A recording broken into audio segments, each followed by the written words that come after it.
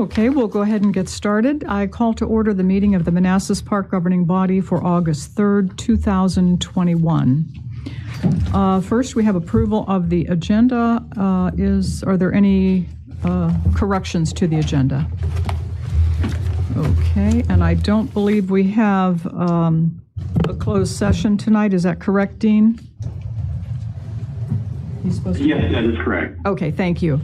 Do we have a motion? Moved. Second. All in favor? Aye. Opposed? Abstained? Motion carries. Thank you. Please join us for a moment of silence. And Councilmember Mensing, would you lead us in the pledge?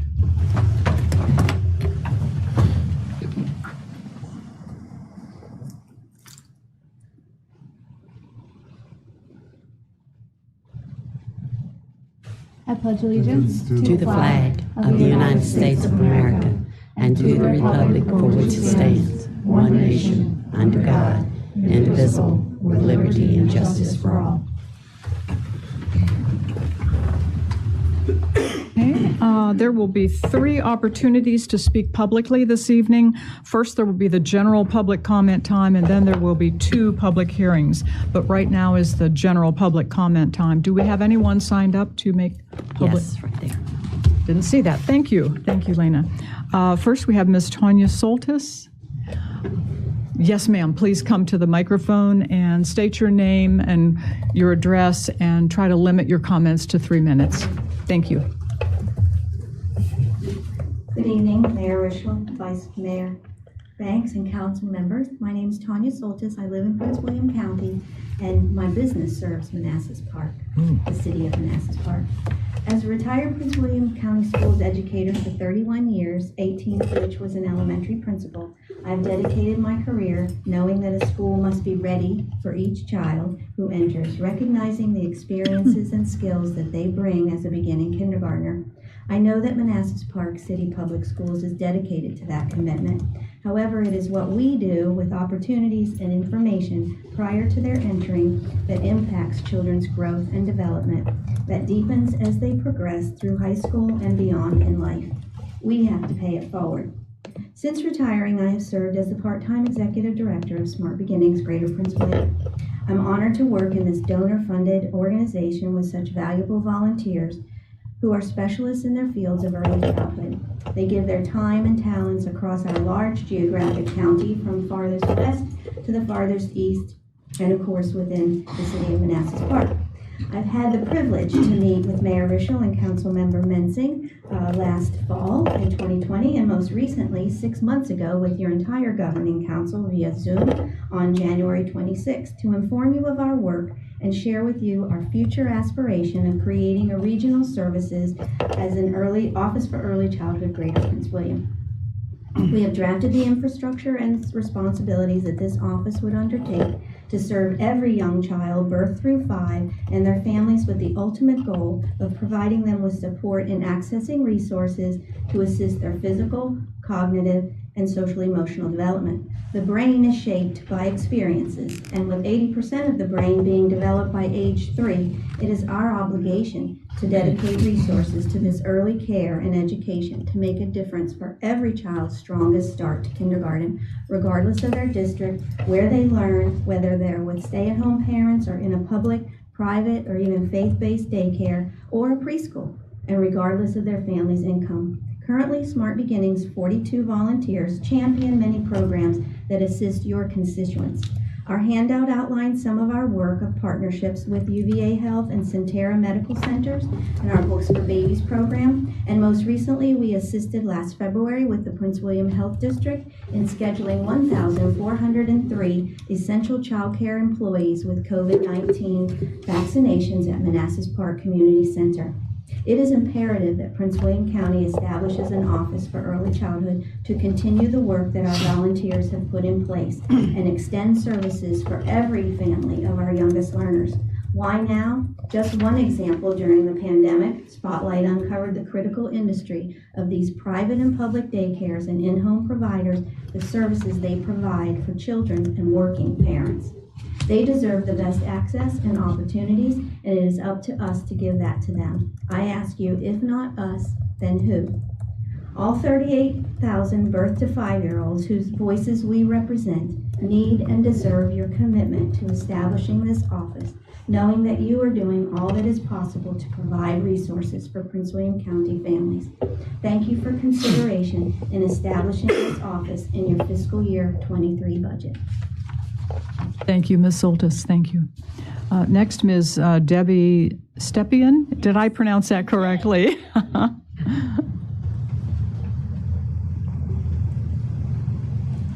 Hello, my name is Debbie Stepien, and I represent Smart Beginnings of Greater Prince William also. And this is an organization dedicated to health and well-being of young children.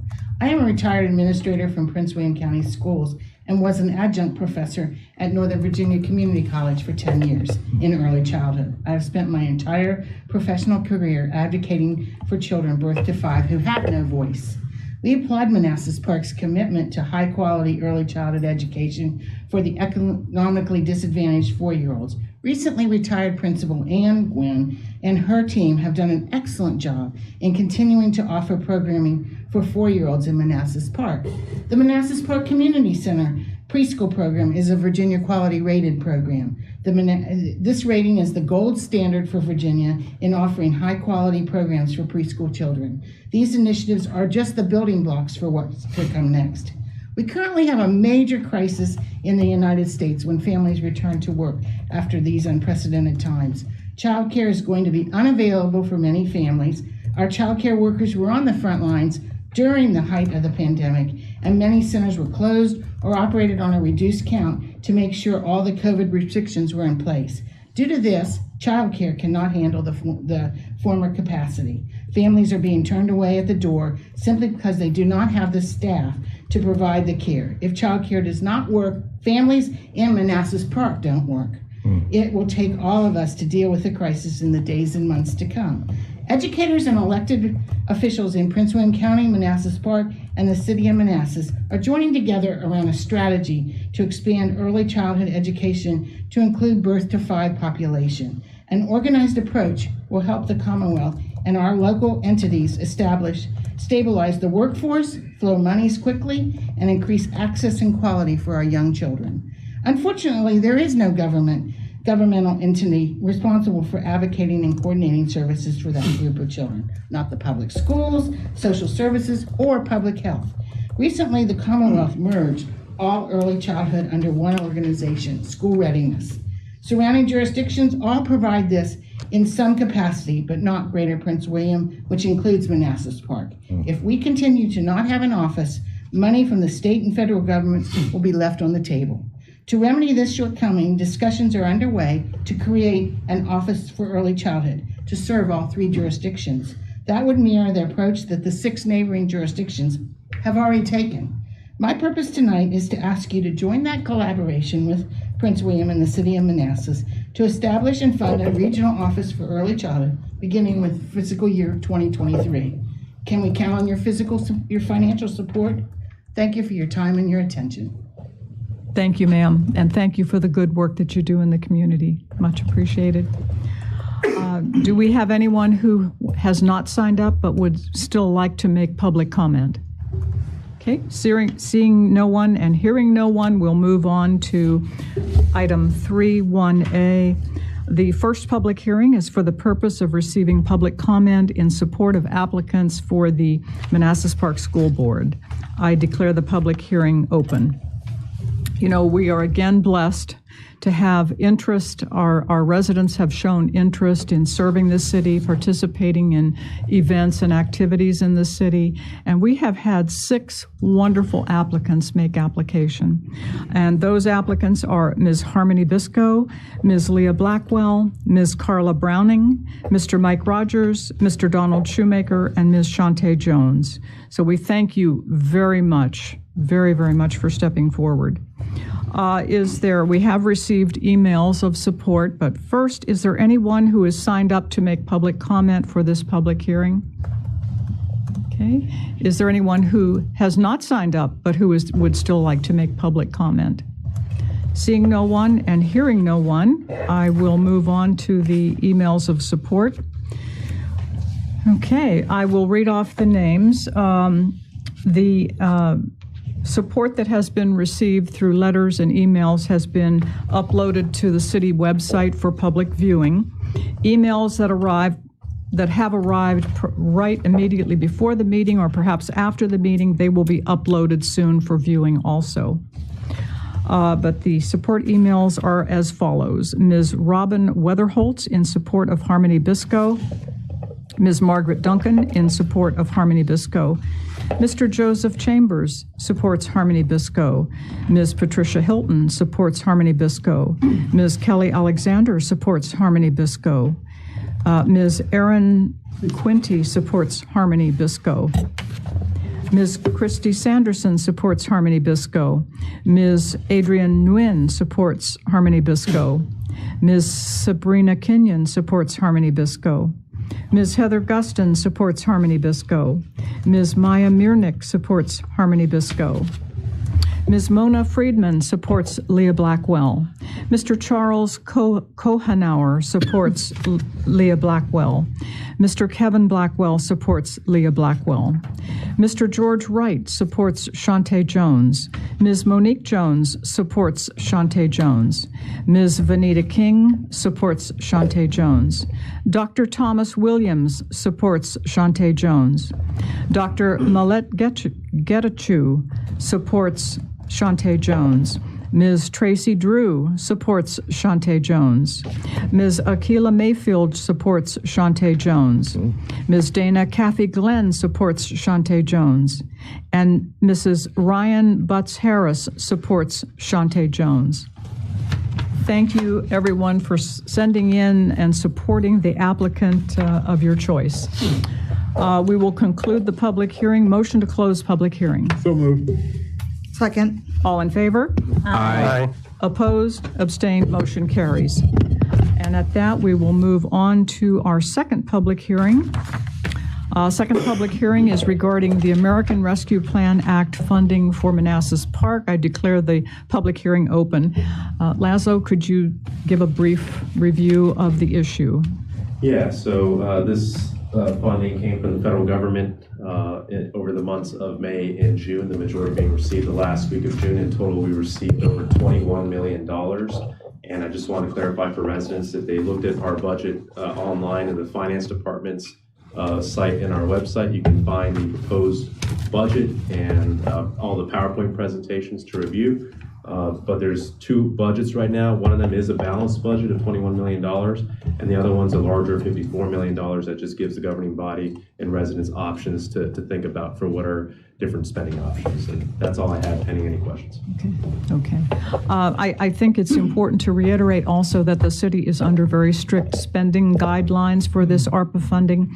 The city cannot use these funds to lower taxes, cannot use the funds to place them in reserves, cannot use the funds to place in employee pension funds, and the city cannot use the funds to pay down debt. So are there any comments or questions from the governing body? Just a quick comment, Mayor. I just want to congratulate and thank the city and the council for having this public hearing.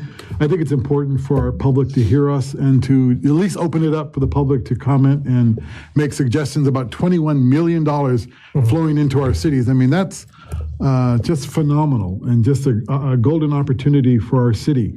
And so I'm just glad that we are able to have this public hearing this evening. So thank you, Mayor it is and City really, Manager.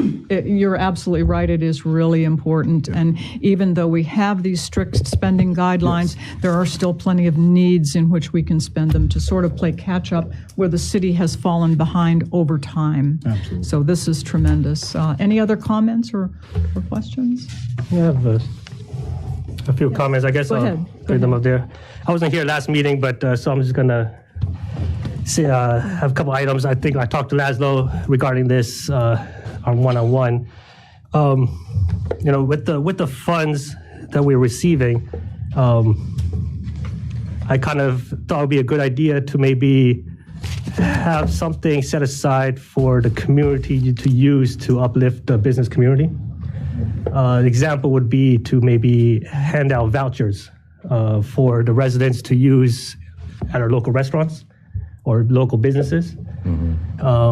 So something like that, I didn't see a plan for that here, but I think it would be a good thing to consider. This will also help our local economy. I could go one by one, or if you want to discuss each item separately. That's a good idea if it's feasible within the parameters of. I think it's certainly permitted by the users, and I believe other jurisdictions did that with their CARES Act money. So I do think it's a great idea. It's feasible. It will require some work from staff. I think that's where the Economic Development Coordinator would help with developing that, potentially a partnership with a private vendor for kind of an app function to make it easier as well. So there's great opportunities, but I do think it's a good idea to focus the money on those businesses that were most impacted, which are our restaurants. Right. And then this will help people to get out. Yeah, and just wanted to ask, and it's a very good idea, will it take away from the funding that is already designated to help businesses? No, we can take it from that pot, or we can expand the pot. Okay. Mine's just it's an idea for how to balance the budget, but you can always put more in for economic development. And again, I'm only proposing to spend $3 million out of the $21 million in FY22, just so we can flesh these things out. We can have the capabilities and staff resources to properly implement these programs. So that would be one where we'd be designing that for a while before we roll that out. And we can hopefully by that time understand what are some of the other things we want to do with that $3 million. So we might be able to fit it within that total $3 million that's for economic development. But if not, then I would come back for a ARPA budget amendment as part of the FY23 budget proposal. Yeah, but you think it could fit within that $3 million? It could very well, yeah. Yeah, thank you. Okay. Hasib, do you want to continue? Oh, sure, yeah.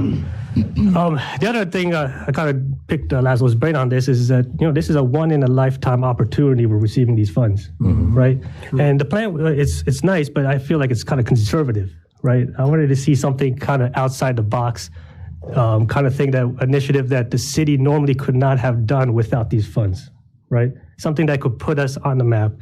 Like one example, like would be to transform our streetlights to LED lights, right? It's something that would help not only the residents but also save the city on energy costs later down the road. Even something like I think you guys talked about dark fiber. Or broadband internet access for the whole city. I mean, with 5G rolling out, this would be a great opportunity to get a head start on utilizing these funds for a citywide broadband infrastructure. Yeah. So, I guess I'll stop there if you guys had comments, but. I have a question. Sure. Would this is probably more for Laszlo, would the infrastructure bill that is now being considered on the federal level, would that cover changing the lighting? I don't know yet. I know so far there's a lot for transportation. I haven't seen the details on what's there for energy efficiency purposes, but I would hope so that energy is part of it, because they left out energy and transportation from ARPA. So I'm hoping the infrastructure bill will kind of cover that gap. So I'm not sure we could justify the streetlights as part of ARPA, but we certainly could the broadband initiative that was mentioned. Yeah, which is already a consideration. Well, it's not in the 21 million. It is part of the 54 million, not the full plan, but just at least to get the full kind of dark fiber program. We would need to do more work if the goal was to develop a citywide program. But we don't have. We'd have to partner with some kind of vendor. So we really want to hear from you all if that's something you want to do, but that could be a sizable investment. So remember, I kind of tried to balance between new initiatives that we don't currently do, such as housing, mental health, public health, which was the intent of the legislation, with things that we're currently doing right now to help out our financial position. So I've taken kind of a balanced approach between new things that we don't currently do, and then things that we already currently do to help us out financially. I think balance is important. I would also add that, just to share my thoughts, I realize this may seem like a conservative effort that we're doing, but the city has gone so long and has so many needs that it's good to fulfill some of those needs first. Yeah, I agree. Yeah, go ahead. Another thing I wanted to have a consideration is, I guess goes back to the internet access, is expanding our library services to providing laptops for people that don't have laptops in the community. There's some residents that go to the community center and library, but there's some residents that don't have transportation and they have to do homework or get internet access at home. So a plan to have a library loan out laptops to the kids or to families that they could use on a long-term basis. Yeah, a lot of cities have that program. Right, A exactly. lot of libraries have that program. So that's why maybe something to consider in the next round of ARPA funds, the laptop loaners.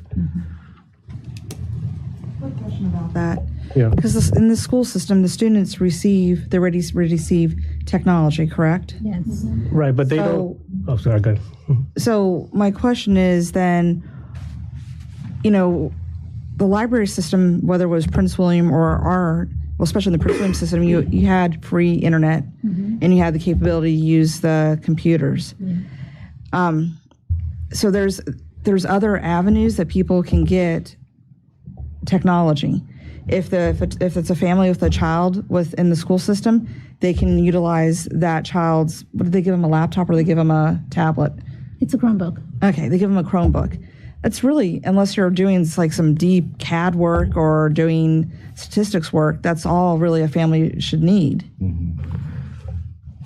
Also, the community center has access, well, used to anyways, access to computers and internet. So if you wanted to go in there and do some resume writing or you wanted to do some research, there was a computer room that you have access to. So we already have kind of something that's already in place when it comes to technology. I think there's other pressing things right now that we could use the money for. Sure, yeah. No, I like those points. The 2 points I would bring out is that the Chromebook doesn't provide internet access. Doesn't have internet. They cannot go on the internet on a Chromebook. Second is that the people that can't get to the community center, those are the needs I'm trying to service. At-home access. Plus, there's operating hours that they close, 8 p.m., 9 p.m.? So we have the other issue with that, though, is what happens when that technology sprouts legs and takes a walk.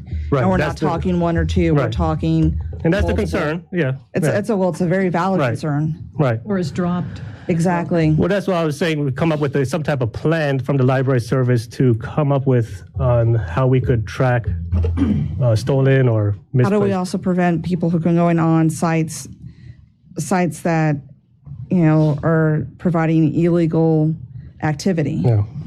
Most people use their phone. Like, I know my community Right. uses their phone. I mean, they don't really have a need for a laptop or a computer. Most of that's its fine. stuff is done on the phone. Yeah. So, Yep. it's just, yeah. But thank you for bringing that up. Sure. Do you have more points you want Oh, to talk? yeah. Sorry, yeah. Go ahead. That's a good point. The job training, right now we allocated, I think it was like 17,000 or something. And I still want to know what type of services they provide. I think you were going to get that to me. A lot of people after the post-pandemic are transitioning to different fields, especially the hospitality industry. We could expand this service to provide certificates in data entry, cybersecurity, and get these people back into the working field. I mean, this will uplift our communities of residents, even the self-employed people that want a second trade or a second profit. So I think that 17,000 line item is very low for a job training program that's going to fully benefit our residents transitioning into different fields. What was the amount? Can you refresh our memory? 17,000, I believe. I don't even have it. And resume building is great. Interview skills is great, but something to transition them to actually a different career path, a certificate, or even partnering up, transitioning into a NOVA certificate program. I just like to see that line item maybe expand a little bit as we continue to talk about ARPA funds. Take comments if you guys have comments. Did we have that in our CARES Act?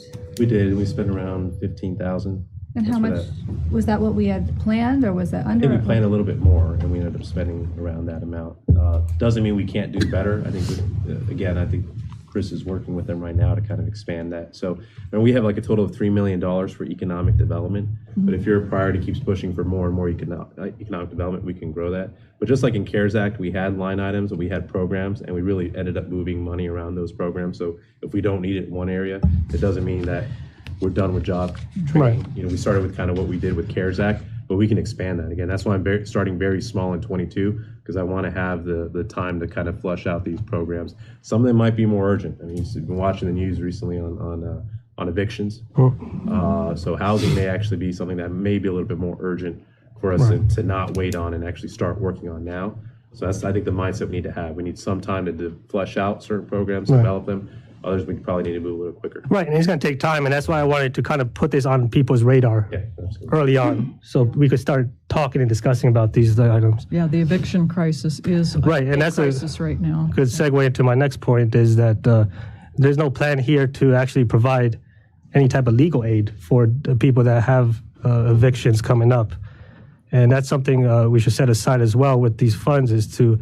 Are we allowed to pay legal expenses? It's part of my overarching housing, right? I have a pocket of funding for support for mortgages and for rent. Again, the goal would be the housing person would first try to get residents to access the resource of the states. Because the states across the country have received over $45 billion for this effort.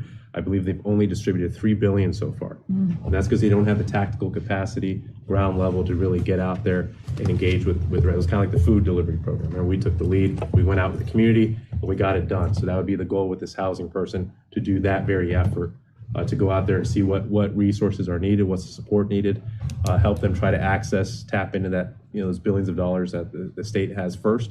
And if for whatever reason, because of bureaucracy, whatever it is, the state can't help them, then that's where we would use our funds to help out. The only fear I have with that is that sometimes waiting around for resources is going to be a little too late. Evictions, they're going to start processing actually yesterday. And in 30 days, sheriffs are going to start going in a couple places. Resources, I talked to somebody, almost took them 3 months to get their rental paid for the remaining 3 years of their lease. 3 months. That means if they got evicted in 30 days, they would have no place to live, and then get the funds after they got evicted. So that's why this money set aside is very important, especially this month. We not just having somebody direct them, but actually have funds set aside where they could get legal aid. We do have the funds, but again, who's going to manage that program? Who's going to oversee that? Yeah. And Lazo, you're saying that's where the housing position, that would fall underneath that individual, which is why you've put it in this round. Correct. And I thought Congress or someone was going to postpone the moratorium. That's why I didn't recommend actually quickly hire that and put that in the list of the other ones that start October 1st. But tonight I was going to ask to add that one to the let's get that one hired quickly, because the time has kind of run out for that one, and we really need it. And again, the state has a lot of issues, so I would urge us to work with Delegate Rome and others to figure out what we can do for them to push the state side. We'll do our part here to figure out who needs the help, but we'll need help, to your point about the 3-month process. How do we get the funding out quicker from the state? Will the state reimburse us? Yeah. Well, no, the goal would be that the resident is getting. I know, money from the directly. state. Yeah, but I'm saying in the interim, like Ziva said, that there may be a short time, we may have to put our own money. Would the state reimburse us for the housing assistance? Essentially, remember they have their own ARPA pot of $4.3 billion. Yes. I'm not sure if the separate housing money they got, the majority of that is part of that December Congress bill. I think it was like December 28th, where they extended CARES Act. They also gave a lot of the states money for this purpose. I don't know if that can be done based off of reimbursement to localities. That's something we can look into. But certainly the ARPA money, I think it would make sense for the state to offer that up. But I don't know what's going to happen with the total money that Congress gave to states for housing. If they don't spend it, what happens to that money? Could that then turn into ARPA money? Or I don't think it can. I don't know what the rules are about. That's what the goal would be. The money's there. We just need to get it to the people. And I think that should be everyone's goal, is to try to get that money out of the state and directly to people. I think the key is that we may not be able to help everybody, but we'll be able to help as many people as we can, especially once we get, if and when that position's put in place. At least that's my theory behind it. I mean, that position could be 3 months down the road, and everybody's getting evicted in September. We You know? have the money, we do. Yeah, that's what I'm saying. I think because a lot of people will be asking for legal aid, they will need that help. Yeah. And that's something we could provide our residents here. I think it would be good for someone to get a lawyer to maybe extend their stay at the house or whatever, you know? Hire a consultant. Or yeah, something to manage it in the meantime. Yeah, exactly. Laszlo, what is going to be your recommendation? You said you have a recommendation this It's just like evening. the finance and IT, I'm saying, give me authority to hire that now. The other ones, I was saying, wait on the final ARPA budget approval. It would be to move housing to that same category of Right. finance and IT and move forward with hiring that quickly. Or evaluate consultants, to your point. I'm just not sure who's out there that can help us out that quickly. But Thank you. Laszlo, let me be the contrarian here. Instead of the housing position, what was the other position you were going to hire if it wasn't the housing position first? for the housing program, that was it. It was the housing position. Is that, Yeah. okay. Were you thinking maybe the mental health positions? Yeah, I'm thinking there's other, I mean, I'm not weighing different things, but I want to focus on our priorities here. And I know we have upcoming crises coming. But yeah, I was just trying to make sure we focus on our priorities and what you have listed in your top four, which includes the pay raises for, workers performing essential work and all, and our water and sewer and broadband. But if that's money's there, then I'm for it. Yeah, we do have, again, we have our own pot for that effort. It's just managing it properly. Again, we had DSS try to do this last time, and they did a great job. There's just a lot of rules and restrictions, and just like there was expectation that DSS would be able to help out people with unemployment. It's a total different operation from the state. DSS can help out with state DSS resources. Very challenging to figure out the housing programs. That's not something they work on regularly, or mental health, or unemployment insurance commission, which was another beast in and of itself. So it's not something that we have the expertise in house to manage. Yeah. Do you have more points, Haseeb? Yes. Keep I guess we'll leave that aside. Yes. So the other point I wanted to make is that I know we talked about electric vehicles in the past. I think this would be an awesome opportunity to at least start with some of our fleet to transition into the electric vehicle program. Not all the fleet all at once, but maybe we could just do one department at a time, or half the vehicles. And I think that would be a great opportunity to capitalize these funds for. How many vehicles did we just purchase through I believe it was approval of 27 or 28. 27 or 28? Are electric vehicles covered under this? No. No. Yeah, I didn't. They are. Vehicles, I think, to support like EMS operations, probably police operations, water and sewer and stormwater operations. Those would be, so if you were buying those vehicles and you just happen to make them electric, I think that's where it could be justified. But it had to be specifically for those things that are outlined as critical functions from ARPA. So Well, cover like the infrastructure, the charging stations, or Maybe from a facility standpoint, because now you're buying electric vehicles, but I could see an auditor saying, well, did you have to buy the electric vehicle? right? Yeah. Right? I mean, I'm all about electric vehicles, but when I read this, I didn't see. Yeah, electric it's not clear vehicles. cut, and maybe jurisdictions will test it out over the next few years. But again, who knows what the congressional audit will look like in 5 years, and what kind of questions they're going to be asking and trying to justify. That's why we're trying to see what other localities, the around the problems way. that they run into. Correct, Yeah. and see who else is doing it, and do we have enough of mass of jurisdictions doing this where Congress is just going to say, okay, that was okay. Yeah, I think Alexandria and Falls Church have it on their plan. And then electric vehicle is justified in the final interim rule as environmental. There's a section for environmental, and it did have verbiage in electrical vehicle. I don't have it with me, but I could email that over. Yeah, please. But the two localities in our region is Alexandria and Falls Church have put that in their plan. Can you email us all your thoughts? sure. And that way we can mull it over Yeah. and think of any questions. Yeah. Yes. Yes, Mr. Laszlo, do we have a cost estimate to swapping out all of our lights to LED? Which lights, like our parking lot lights? Or the street lights? Novak? Street lights. We Yeah, don't, Novak. yeah, We those don't. are Novak lights, so we haven't done that analysis. We'd have to partner with Novak to get To get that. the answer to what it costs. Yeah. Could that, would that save us money as far as utility Well, costs significantly? I guess somewhat for the street lights that well, actually, I'm not sure we're paying for, besides like our parking lot lights, I guess that, but we already have that in the CIP, the long run CIP, to replace all of our lights. But it would help. Novak is paying for the street lights. I don't know if there's an exception or two based off of the city center street lights.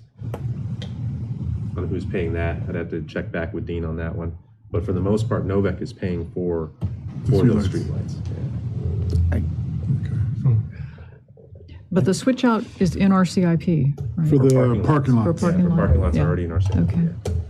Yeah. And I think we have it already in the ARPA for the fire and rescue, because they have EMS employees there. There's language in there about medical facilities and doing facility enhancements for medical facilities.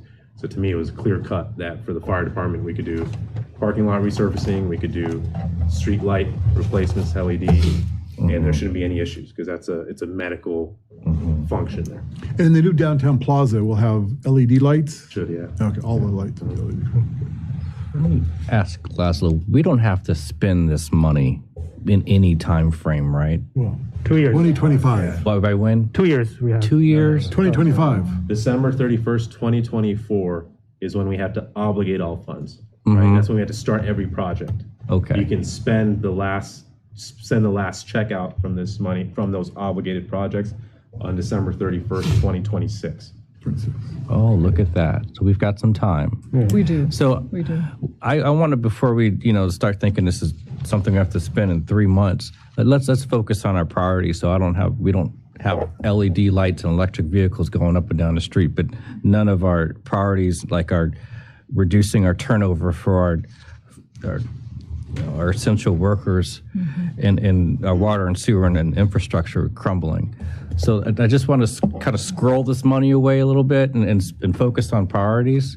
I understand we've got crises happening, and we try to do what we can, but the word here is priority, and let's just focus on that.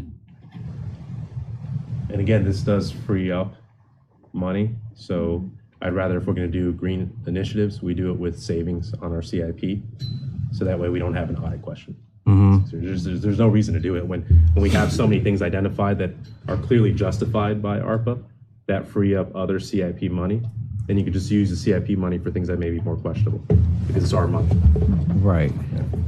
Well, and this goes to what we talked about earlier, that the city has so many needs that we've acquired over time, that have accumulated over time. And I'm in total agreement. We need to, it has to be people first, as well as the other emergency things that we need. But I think the people, the staff who work for the city have really stayed with us through thick and thin, and we have to take care of them. So. Hasib, do you have more points that you want to make, or are you? Yeah, I guess that goes to my next point about the pay raises and to our essential workers. I see everybody is getting a pay raise, which is great. I support that. And there was a $70,000 balance left over.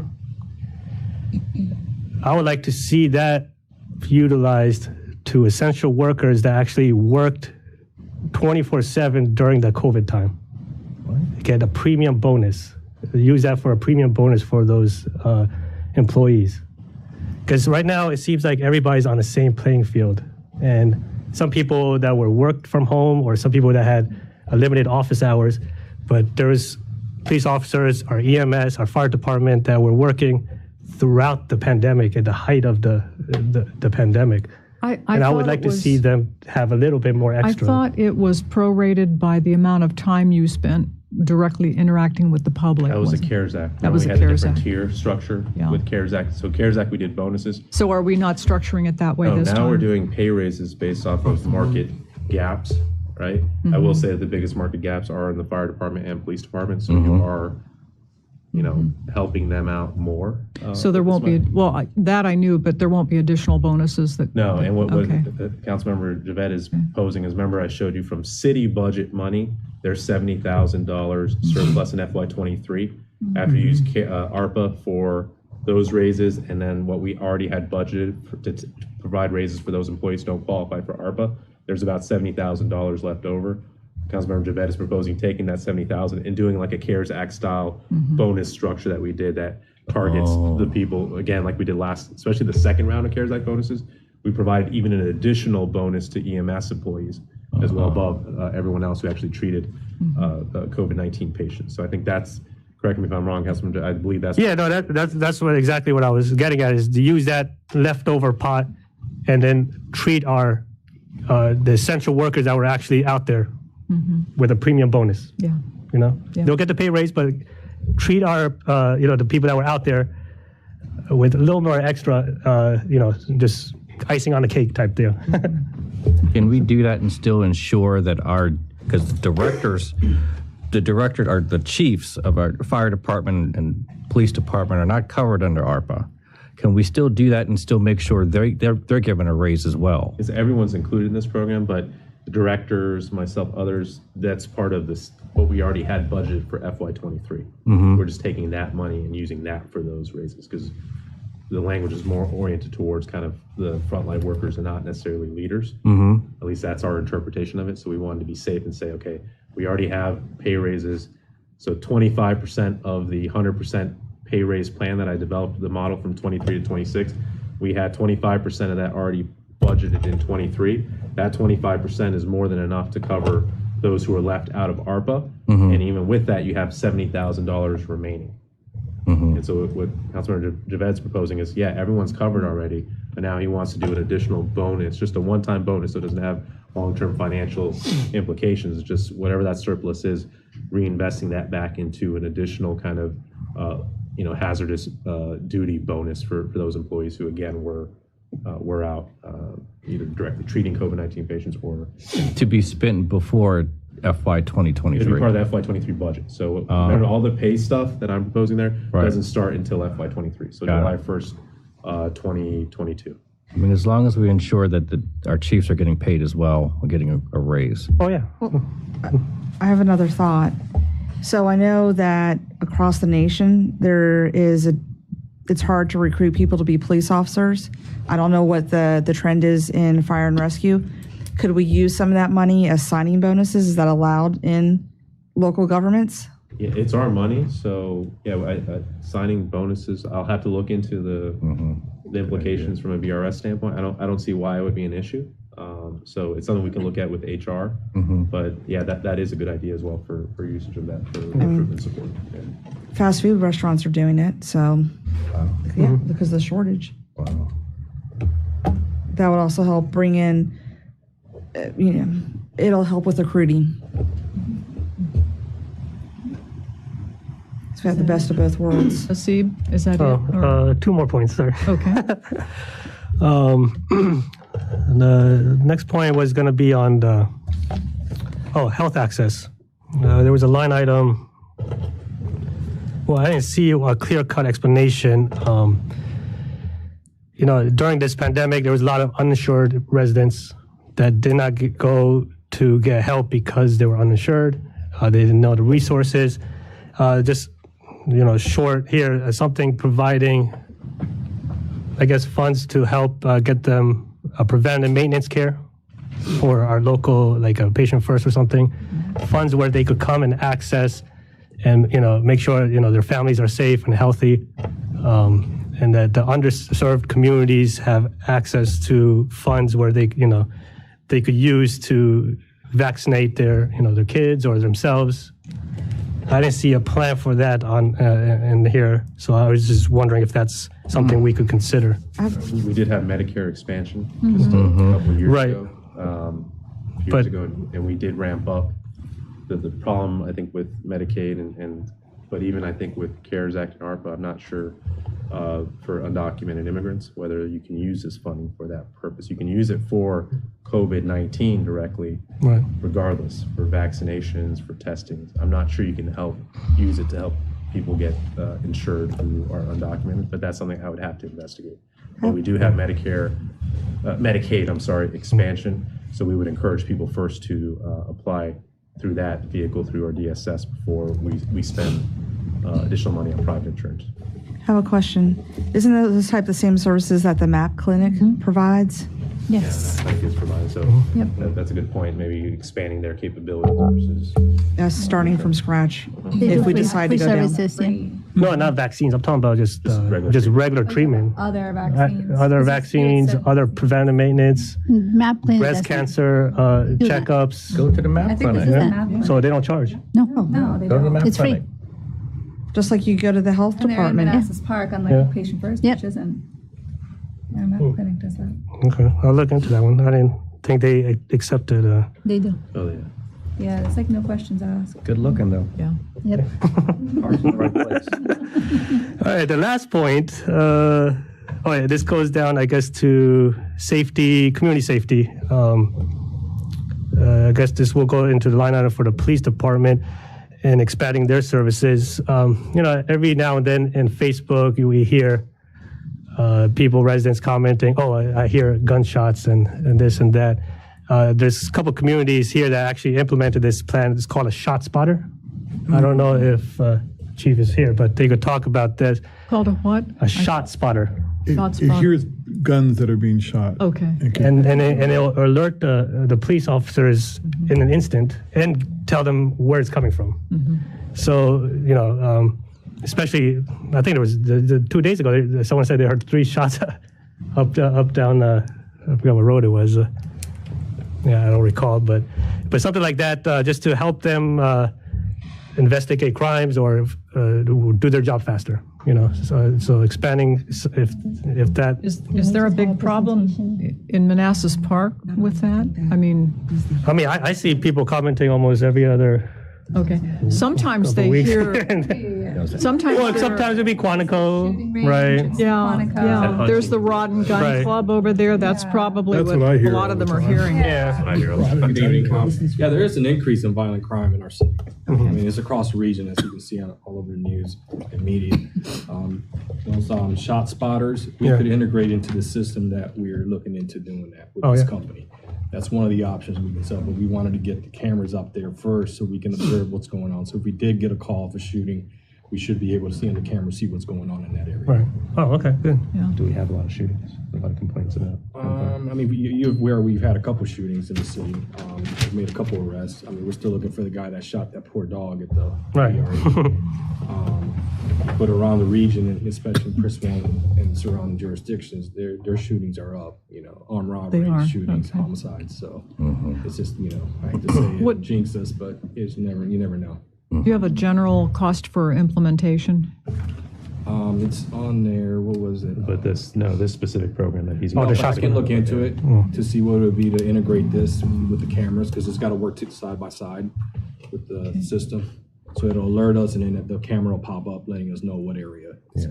We would have to add it to, we don't have it currently as part of the budget, but we would have to add it. So we'd have to come back and, Would that's that why be again. covered under ARPA? Yeah, the ARPA's Yeah. pretty aggressive in helping out law enforcement. Okay. So I think this would be, and it specifically actually calls out gun violence, so. Yeah. Okay. So it's like a microphone and it's on a stand, and it just through the wizard of computers identifies a gunshot versus a firecracker? Okay. So identify it, and then once it identifies, it alerts our dispatch center, the camera will pop up, where's the area that it's at, and it shows you what's going on in that area. Okay. Thank you. Okay. Hasib, is One of that the things, the, those cameras, they're movable, so they're portable. So if we had to move them to a different location because we're seeing a spike in crime or firearms being used, we can move them to those areas. That's the beauty about those cameras. okay. Thank you. Thank you, Chief. Thank you. Was that the end of your list? Yeah, that was the end. And I just okay. want to make a comment saying that I understand, we're focused on priorities, and we should, but like I said, this is a one-in-a-lifetime opportunity that we could, like Lazo's doing, balancing it. But, I hope you take some of these into consideration to also uplift our community and our residents, and not just think about just city needs, but ARPA funds is for both city and the community, right? Yeah. So how we could incorporate that. That's just the last point I'd like to And make. I think just about everything we do is for the community, either through the use of ARPA funds so that we'll free up other city funds so that we can use in a different way. So whatever we do, it's definitely for the community. Right. Yeah. But if you could send us a description of Sure. what's in your thoughts, and then we can think up questions. So that'd be great. Thank you, Hasib. You can keep, if you guys come up with new ideas, that's why I'm proposing such small spending in 22. That way in the FY23 budget process, Yeah. you know, we're almost at this for a year now, and we'll have a better idea of what we really want to spend this on. Right. Okay, let's move on to the public. Is there anyone signed up to make public comment on this? Okay. I'm not signed up. State your name and address, and please limit yourself to 3 minutes. I have a few of mine are questions because I only looked at the document that was online. I'm Donald Shoemaker. I live at 8644 Burnside Court. I just wanted to say that just for the general public too, is that there's a lot of savings for us in here of money that we won't have to raise on our own in terms of the Russia Branch project. As I saw that was in this and also in the Railroad Drive, the part that had the stream that goes under there. That's a lot of the costs that we were going to have to shoulder as a city. So there's a lot of savings in here from the stormwater and water and sewer that will prevent us from having to raise rates to cover it ourselves. That's a huge win for this pot of money for us as a city. That's one of our biggest projects that was coming online in the next few years. I'm a little worried. I mean, it's a lot of money all at the same time. You know, it's like, you know, we're Manassas Park and $20 million is a lot of money. I mean, and, you know, it's a lot of positions to hire all at the same time. One of my questions was with the housing managers, we don't even manage our own current vouchers for Section 8 right now. Would that housing manager then assume those responsibilities? Manassas currently runs it. And Prince William runs in other parts of our housing. Does that mean we're going to bring some of those things in-house because we'll have a director? And as an open question to you guys is what's your intentions with that? Because we have very split responsibility in terms of our housing because of the regional nature of the funds. And I just wonder if our residents are truly getting a good return on that, because people aren't going to think, I need to go to Prince William to get my whatever, you know, housing assistance. I need to go to Manassas or interact with somebody in Manassas for my, you know, vouchers for Section 8. So those were some of my thoughts when I read the part about housing. But yeah, the infrastructure part is great. A lot of these projects we're able to do, obviously, you know, sooner than we could do them otherwise. But you know, I'm glad that the city can do some of these things that we wouldn't be able to do. Definitely not this quickly. You know, so I'm glad for that. I'm glad. It seems like it's a grab bag of the federal government just gave us lots of money, and I'm like, wow, we usually have a lot more restrictions than we seem to have on this set of money. But I am worried that we're hiring a lot of people. You know, it's a lot to manage. I know we have a great management team, but it's a lot of positions very, very quickly, and that's just my concern as not seeing what you guys are doing on email. That it's just concerning as a resident. It's like that's a lot of positions to bring on board, a lot of people to onboard at the same time at the director level to run a lot of functions that we've never done before. So I'm concerned about that kind of those responsibilities that we're taking on, because we don't have a lot of experience in some of those areas. So I'm glad you're doing a little more conservative. So heard Councilmember Banks' comments, and I appreciate that, because it's a lot for us to take on. And Hasid's Councilmember Javed's comments about evictions. There are 900,000 that are going to go live July 31st or August 1st nationwide, and potential 3.4 million, I believe, is the number from the National Association of Realtors. So we're going to have a huge real estate issue, and you know, if we get 70% of our, you know, or 60-some% of our tax revenue is property tax, we don't want to free fall like we did about 12 years ago. We lost 40% of value in 1 year. So the housing element, it also stabilizes families. keeps kids in school districts if they're not moving around, they're not in transitional housing. It's really destabilizing to families if they don't get that. I may have more comments before you do this in September, but it's a big plan, and I'm glad you're taking a conservative. Well, please email us. Don't Yeah, I will, hesitate. yeah. But it was just, it's a lot to take in. Thank you. Thank you. Is there anyone else who is not signed up but would still like to make public comment? Okay, seeing no one and hearing no one, do we have a motion to close the public hearing? Moved. Second. All in favor? Aye. Opposed? Abstained? Motion carries. Thank you. Moving on, we have no recognitions. We do have one information item, 9/11 20th anniversary. We have 2 information items. Excuse me, 2? Yeah. Oh, Manassas Drive sinkhole. Okay, but 9/11 is first. Good evening, Mayor, Vice Mayor, members of council. Before I go into the info item, just a quick announcement. We are having some issue with the overhead speakers, but you are transmitting loud and clear on YouTube. So Thanks, Keith. So back to the info item. As you know, this year is the 20th anniversary of September 11. I'm sure each and every one of us has a where was I moment that you can recall vividly. It is an event that really changed the fabric of our society, our national psyche, and we just want to take a moment this year to commemorate that incident, not just for the live loss, but for the invisible scars that our first responders as well as service members carry with them since that day. So with that being said, just a couple of notes on the logistics of the event. As you can see here, it is going to take place here at City Hall in the front parking lot. If I can direct your attention to that visual image, that's sort of how we envision the setup is going to look like, with flag display, vehicle display, limited seatings for participants, and by participants I mean role players. I've already reached out to a couple of folks for remarks, as well as the read ceremony, as well as we'll have a full programming to include color guard, some singing, poetry recital, and resolution that I will present to you at the next GB session in September. I'm very excited to have all of the players committed. As you can see, some key players there. Delegate Rome and her office have agreed to participate, as well as the Manassas Park City School Choir. They're going to perform a song for us. And we're very fortunate to partner with the American Legion Post 10. The vice commander, her name is Linda Myers. She's been wonderful. She helped us plan the whole thing, and they're going to be here in full force to kind of help us execute this event. So we're very fortunate to have them. And then we'll have some light refreshment from Girardi, similar to when we had the groundbreaking ceremony. It will start at 9:30 in the morning. We're hoping that it's going to be about an hour, maybe an hour and a half. There'll be some time in the front end and the back end for you to socialize.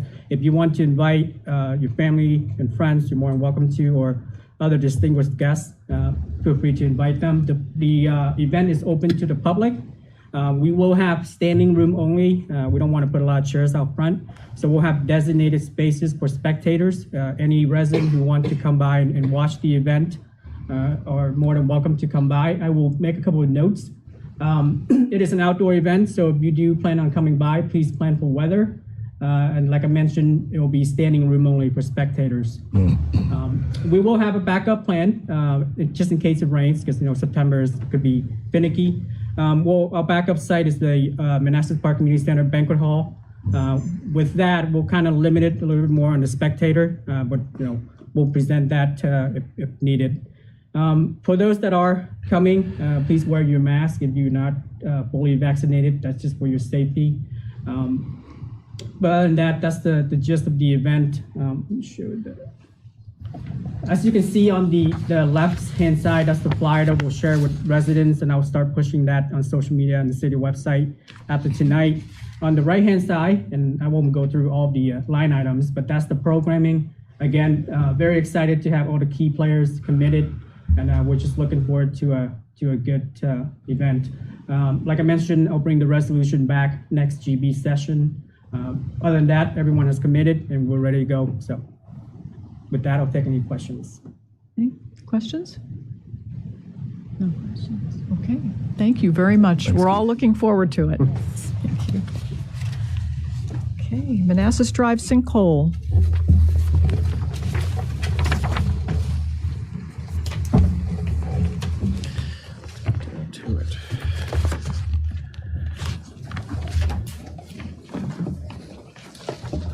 Rfp, Mayor Rochelle, Vice Mayor Banks, members of council, staff, citizens, and guests.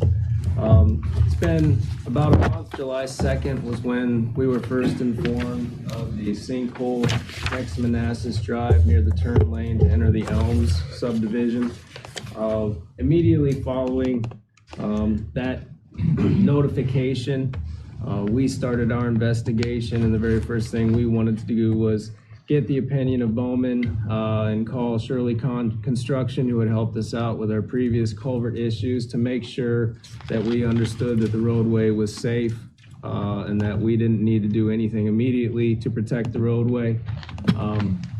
Bowman's suggestion was to bring in STV, a bridge inspections sub-consultant that we use for our annual, biannual inspection reports to VDOT.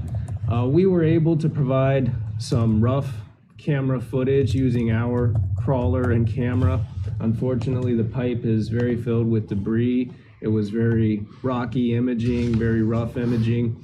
It was hard to get focused on anything other than the basic condition of the pipe. It did appear as though the pipe itself is in good shape going underneath the Manassas Drive, and even the extension piece is in relatively good shape from what we could see on that initial inspection. So it was the professional opinion of Bowman and STV that Manassas Drive is not in any immediate danger. There's no signs that the pipe itself is ready to collapse. However, the sinkhole itself is very near the edge of the actual curb and gutter, very near that right turn lane. So we are leaving the water-filled barricades out there to keep people out of that turn lane, not invite any additional weight or stress in that area. What we could see from the initial inspection, it appears to be a failure potentially at a joint in the pipe. There is something like silt fence or landscape fabric that apparently was draped near a joint and has fallen down into the pipe.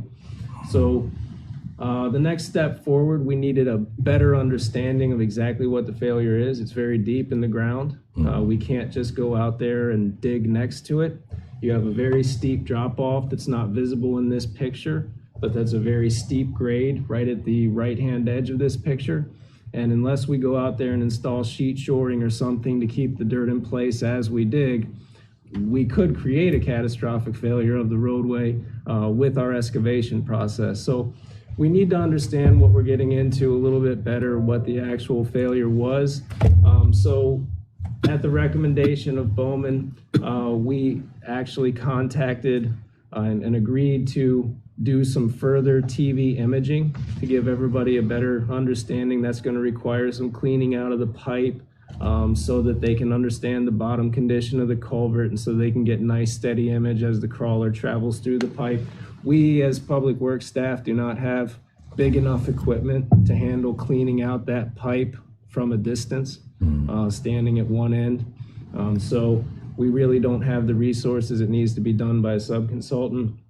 We had used Bowman for the initial investigation and everything because they were available to us. They were very familiar with the culvert conditions in Manassas Park, having dealt with preliminary engineering on the Mosby and throughout the Mosby project, and then preliminary work on the Russia Branch culverts, and being responsible for annual bridge inspections. So they certainly understand the urgency and the concern that we have, and we knew that they would address this project with that same urgency. They needed more detailed inspections, so we have gone ahead and agreed to let them utilize the proper sub-consultants and get out there and clean the pipe and get the imaging that they need to make a determination of what actually caused the separation in the pipe or the failure that allowed all the debris to fall down in and open up the sinkhole. It does appear initially like it's perhaps where the pipe was extended at one point in time for reconstruction of Manassas Drive. We just won't know until the imaging shows exactly where all the pipe joints are and exactly where everything's coming in at. But as you can see, the sinkhole itself opened up directly next to the roadway. So we are going to keep that closed until we make a repair. Bowman has been asked to prepare a menu of options. Again, this could be very expensive. We want them to get these recommendations to us fast, but we have to do some cost-benefit analysis with that as well. We would hope that maybe a partial replacement is possible. Maybe we do some sheet shoring and we can just get down there and fix one joint of pipe and be done with it. However, we also have to be prepared for a full replacement of the entire culvert that travels under Manassas Drive. That would mean excavating up Manassas Drive about 15, 20 feet deep. That would be a very massive undertaking. Jack and bore is a third possible solution. That's where you actually run a pipe. You run a pipe burster through the actual dirt and you pull steel pipe behind it. That is an option for replacement. It's a very expensive process, but it's non-disruptive to Manassas Drive. So there's a lot of cost-benefit analysis between the last two options. Ideally, it would be great if we could do the first option, which is just a point repair, but even that's going to be abnormally expensive for a point repair because of its proximity to the roadway.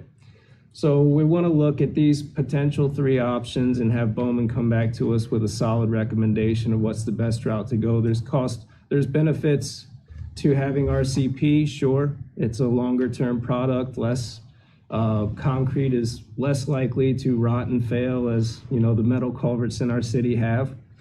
But if if we can put steel in without disrupting Manassas Drive, maybe the cost of traffic control and the disruption is not something we're willing to tolerate, and we're willing to have a piece of steel in the ground rather than dig up Manassas Drive and put a run of RCP in the ground. But that's all we have. We're looking at options. We expect recommendation back mid-August to the end of August so that we can come back to you with cost and what the actual staff recommendation is going to be. I know you're probably getting the occasional question about the barriers. It is definitely a safety concern. I understand that it might be a nuisance to the residents in Prince William County in the Elms, but it's for everyone's safety that we keep people out of that turn lane. We just ask that they tolerate it a little bit longer till we can get a long-term solution in place. Mm-hmm. Sure. Thank you, Calvin. Thank you. Questions? Anyone? I guess we'll wait till we have an estimate of cost too on all these three solutions. Correct. And they would the time frame. What is the time frame for these? Like, is it like? It's really going to depend on the nature of the repair. Jack and bore could probably happen fairly quickly. Okay. Again, that's going to be an expensive fix. There are certain times where you don't consider anything else. If you're going underneath of Route 66 or 395, there's really no other options. You're not going to rip up a major highway like that to put a culvert pipe in place. However, here though, it is worth exploring any cost savings that might be had from actually excavating the roadway and doing a direct burial of RCP pipe. Again, it would be very nice if the culvert turns out after cleaning and more thorough inspection to not need immediate replacement and we can do a point repair. But with that, there will be some unusual costs of shoring up the embankment while we do the point repair. So we won't know costs until Bowman comes back with full recommendations. And with each one of those recommendations, they'll have a full estimate for us. Mayor, question. Vice Mayor Banks. What's the material that our culvert, is it galvanized steel or? Corrugated steel, galvanized. What we've seen is almost all the culvert materials that were installed in the 80s since the 80s even, was a non-coated galvanized corrugated steel product. A lot of the corrugated steel that's still in use today that still meets VDOT specifications will have some sort of rubberized coating on it to provide additional corrosion protection. The pipes that we have here in the city, for the most part, have all been found to have no protective coating. They're just bare galvanized corrugated steel, and they're all showing some levels of corrosion. This pipe actually, from the initial footage, looks to be in fairly good shape considering the condition of others. So that's why point repair is even on the table. You know, if this pipe looked as bad as Russia Branch or Mosby looked prior to the collapse, then we wouldn't even be considering a point repair. We know we had to replace the pipe, but from initial inspection, it doesn't look that bad. In your opinion, what's the best material to use for a culvert? Is it going to be aluminum or PVC? Reinforced concrete pipe, RCP pipe. Concrete is pretty resistant to acidic soils, basic soils, acidic runoff. It doesn't seem to be nearly as affected by those materials or by the pH differences. We've seen a lot of steel water line that's been in the ground for less than 15, 20 years already look as bad as the stuff that's been in the ground for 50 years. So steel is always questionable in any buried condition just because of the nature of the soils, the fact that it's always moist. Can be problematic. So we've had an RPFM for a long time, reinforced concrete pipe as the standard. If it's not too much, too large or too much load on it, plastic is always a good option. As you know, we've primarily switched to PVC and plastic products throughout the building world because they're not usually affected by the elements. Right. But RCP acts similarly, that concrete is not as susceptible to pH differences. So. Okay, thank you. I have a quick question. Go ahead. Laszlo, would this be covered underneath ARPA money? It could. Yeah, we could end up shifting our ARPA budget to cover this. Okay. Yep. Okay, questions? Okay. Thank you very much, Calvin. Much appreciated. Okay, moving on to consent agenda. Consent agenda consists of approval of the corrected minutes of July 20th, 2021. Have a motion? So moved. Second. All in favor? Aye.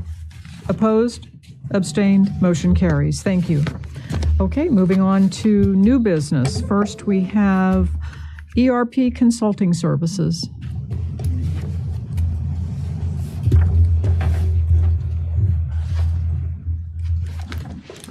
You want to share this on GoTo so they can see it?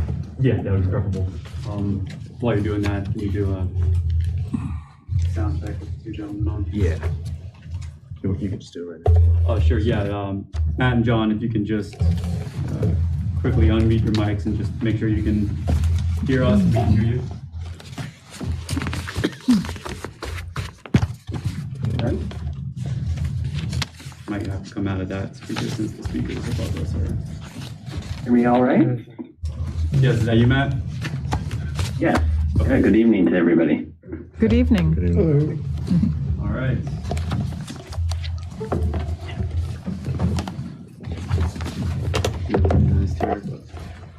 Good evening, Mayor, members of the governing body. I'm here to present what would be the first step in a long journey of many steps towards the eventual kind of strategic priority replacement of the city's ERP, and excited to kind of deliver this quick brief. We'll go over the slides and then I'll save the bulk majority for questions. We have two representatives from the vendor, Barry Dunn, on the phone, Matt Tremblay and Jonathan Grace.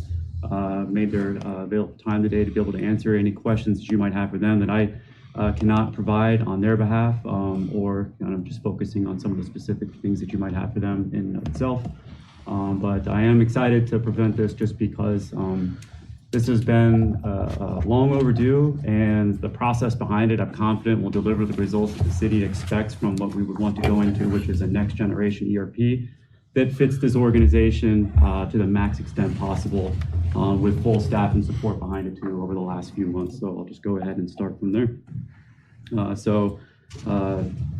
To continue beating the drum, the city's ERP, Keystone Information Systems, was evaluated. It was about 2 years ago during the spring, or excuse me, last year actually, during the spring of 2020, by Client First, which was the initial kind of separate project on the IT master plan that essentially determined that there were some significant gaps in functionality that dramatically limited kind of staff efficiency, resident services that stem from the core ERP modules that essentially it's the city's central nervous system. It processes every external and internal service that flows throughout the entire city. So those are a couple examples up there: utility, building, accounting, ARAP, all of our treasury related functions, you name it, commissioner revenue.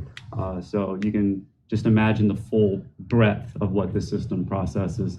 And I'll quickly just differentiate that IT master plan. That was essentially a comprehensive kind of higher level strategic view of the city in terms of all the different types of software and hardware. So it was kind of myself and Don were kind of going in on that project, and it was almost like an inventory analysis and coming up with like a capital plan. This is like digging down into the deep trenches of our ERP. Staff members kind of fully embedded into this process in terms of doing all of that ground level work and process kind of building and reviews and essentially development of that RFP that will define what the city needs going forward. So a bit different in the two types of services that were provided between these two vendors. So the strategy that I essentially leaned against other jurisdictions' best practices was to, actually I'll go with it. That IT master plan defined a strategy to come up with some targeted replacements, critical infrastructure, city ERP being the #1 critical piece of infrastructure. So that's why we're pursuing this path. And then also, we replaced a lot of those other critical items through CARES Act. ARPA is that next wave of funding that's going to help us address some of these larger systemic issues, and the ERP being as large of a piece of the software that it is, that's where we see it kind of fitting within the requirements that are defined in the ARPA plan. So that's kind of where we said, okay, we can dramatically and aggressively target these replacements sooner rather than later, because if you remember from the IT master plan, it was kind of a 5 to 7 year plan. We can now condense this into a 2 to 3 year plan, at least to start the process, which is much earlier than expected and much overdue at the same time. So we can really start addressing these core needs sooner rather than later. So if you can think of itemized out there at the top, those are what we addressed with CARES Act. They are near or at completion for the majority of them. And if they are not at completion, it will be by the year end and over this coming late summer and early fall. So those at the top, we've already addressed with CARES Act funding. So that leaves a lot of the long-term projects in place right now. So you think of the first few steps there, those are where we're at right now. And that's kind of developed a comprehensive RFP to replace our ERP and then enter into an agreement and begin onboarding a new ERP platform. Some of those other ones have their own different project life cycles, and they'll be down the line, but that's kind of where we're at in our long-term project planning right now. So quick background, just why consultation services, why is this a net benefit to the city? It's a pretty important question to understand and ask, and essentially is just kind of how we got into our current platform. And that was because we didn't really have a really well-defined process as a city when we went into that. We didn't issue an RFP specifically for the city, so that was one of the major factors going into kind of our evaluation, if we can even really call it full due diligence, and really testing and having the backing of an industry expert behind us to really help scope, define what we need, and test the vendors, push back on them, and serve as that dedicated asset that the city can employ to help perform this, because staff, this is going to be something to where staff is already at a certain level of capacity. To ask them to go through all of these motions and perform their same duties is going to be nearly impossible to perform. So that's where we need somebody who has the biggest stamp of validation that we can possibly provide to help kind of just go through this entire process together. So reached out to a couple different jurisdictions prior to this to kind of find out, how did you solicit an RFP? How did you do this in the first place? And that led to the document, I think, is in the packet. It's about a 7-page RFP. That's what we submitted back in April, just to get responses of who even offered these services. I didn't know the names of the vendors at the time, but that's what we did. We gave about a month and a half long for those proposals to be submitted. There was a series of kind of follow-ups and FAQs that were all posted on. It was mostly done through the EVA site, the Virginia's electronic procurement site. And that's kind of where we got the kind of full list of proposals. And those are kind of the scopes that we wanted to have addressed within the proposal, in addition to kind of the yielded responses there. So just continuing on, the RFP phases that we outlined as the city wanted was phase 1. We just want somebody to come in and just do a full-scale weighted ERP needs assessment of the city. That will go into defining the actual RFP that will solicit out to the vendors, and then they'll also provide that selection assistance. And selection assistance is kind of a broad term. That includes all of the testing, all of the development of the framework for each test, all of that kind of, once we get into that moment when we want to start contracting, that contract negotiation phase. So it's not just, hey, that one looks good over there, let's pick that one. It's kind of a much lengthier process. Actually, it's a longer process than phase one. And then phase three, we defined it in the RFP, but that's just to see who out there can actually help us implement the system itself, just based off of the fact that we don't really have a full, robust IT kind of department in and of itself. And within that, project managers in and of itself, this was something to where we would seek outside help as well, to somebody, like I said, not only just to define all of the elements in phase 1 and 2, but actually implement them. But really the emphasis is phase 1 and 2, because if we do enough grunt work up front, phase 3 becomes the product of all of that hard work you've done up. So you're more of just executing with very little hurdles put in front of you, because you've already uncovered all of the unknowns. So the RFP responses were given to me by, I can't remember, it was roughly around the end of May. We received 11 official proposals. And I say we, I mean the IT kind of PM staff. We have a part-time manager, John McLaughlin, who's been helping me with a lot of those initial implementations from the CARES Act, as well as Connor, our IT kind of business analyst on our staff here, and myself. We did the first review of the 11 proposals and kind of racked and stacked them and said, all right, these ones probably meet the cut. Just to do a secondary review, these ones kind of fall below that line. And I feel like our assessment was pretty solid in which ones we thought were going to be worth evaluating in the second phase. And that's where we brought in the staff for that second phase. That was utilizing a similar set of criteria. You can see the breakdown, the bullets there of the criteria we use on a 1 to 10 scale to evaluate them. And city staff in this panel were not only myself, and kind of the IT kind of staff.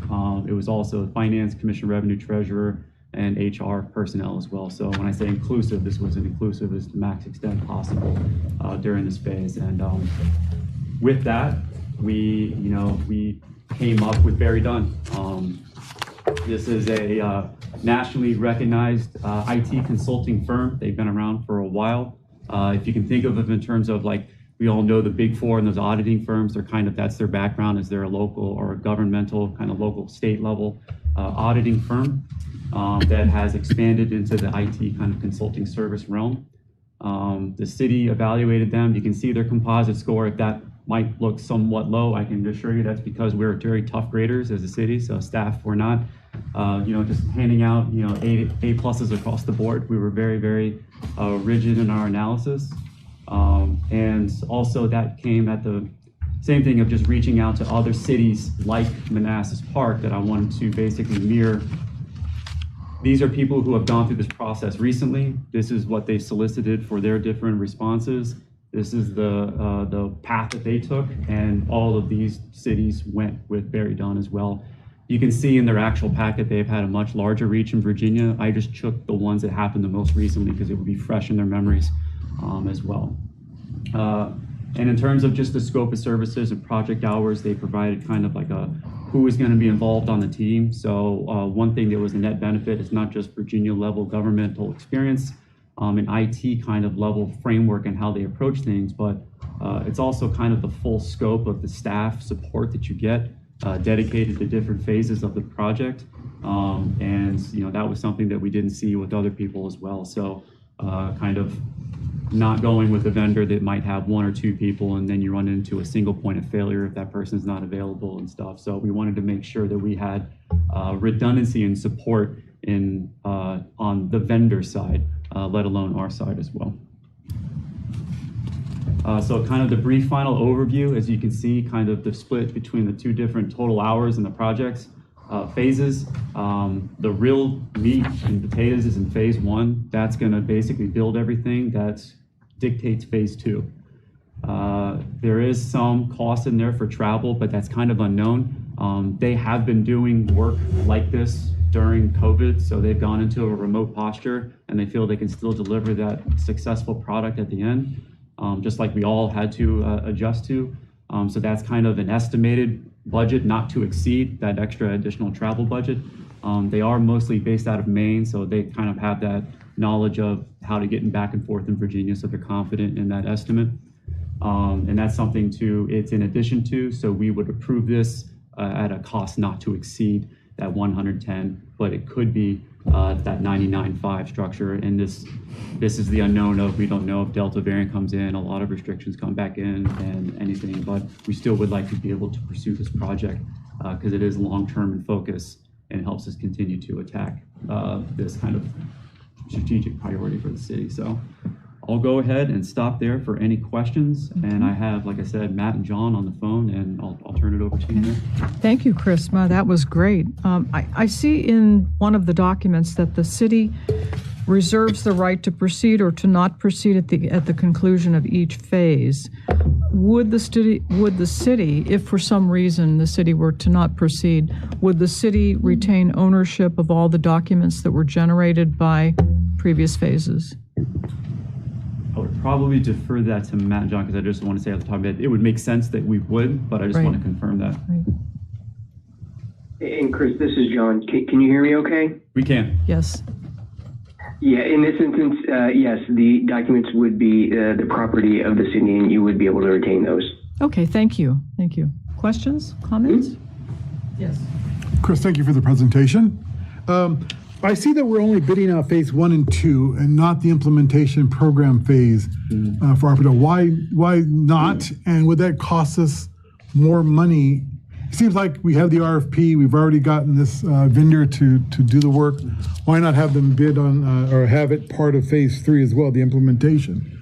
We're not going to go with another vendor, I hope. No, great question. The vendor will dictate the timeline and scope of the proposed services. So that is one based off of the solicited responses that we received. They were kind of all over the map a little bit, so it was tough to really nail down a service that I thought made sense right now. So it made more sense to itemize out that project as a standalone project. And as we get closer to that part, we can rebid and send everything back out again and then get that same level of response, but with the more granular details of it is this system, it is this amount of time and stuff. So we can scope that project a little bit more. So we will rebid an RFP for implementation and project management phase. That would be my recommendation, at least now, based off of the unknowns right now, and not necessarily knowing if it makes sense for the city to define that scope right now, because there was some vast differences in the cost structures for that, and it just didn't make a lot of sense to do it based off of not having all the details. Okay, interesting. Thank you. Thanks. Questions? Yeah, Vice Mayor Banks. My question is in regards to phase 2, number 6, where our consulting service is going to facilitate the proposal review process. In general, how objective are you in this process? I mean, my question is, do you accept any form of compensation from any software vendors or software selected? We do not receive any additional compensation. We're actually very proud to be independent and objective from these vendors. So while we are knowledgeable of these vendors, you won't see our names on any vendors' websites as partners. We are completely independent, so all recommendations that we provide are in the city's best interest. Okay, thank you, and thank you for mentioning partners. That was going to be my follow-up. Thank you. No, and actually I wanted to add one more component to it.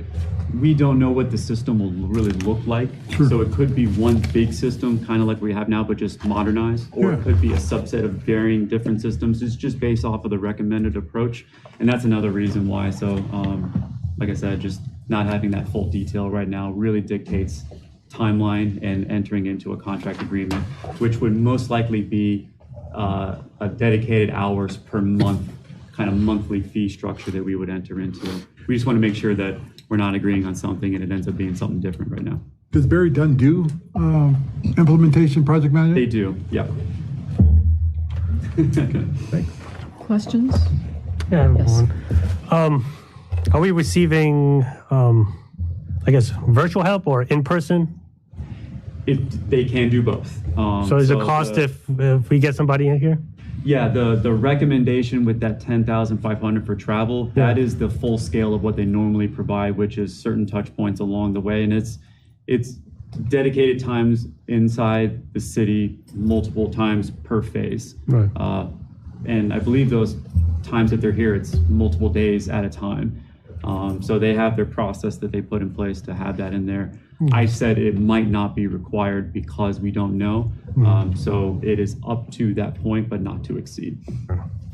And I know based. No, the only follow-up was going to be if there was a local office. They're out in Massachusetts or Maine? Maine. And Matt, do you have, I don't know if everyone's based in Maine. I know that's where the main headquarters are, but I know that certain people might be in different locations. Yes, yeah, with some of the, our corporate office is in Portland, but we do have offices, locations throughout the country, and some of our team members are also located in multiple states as well.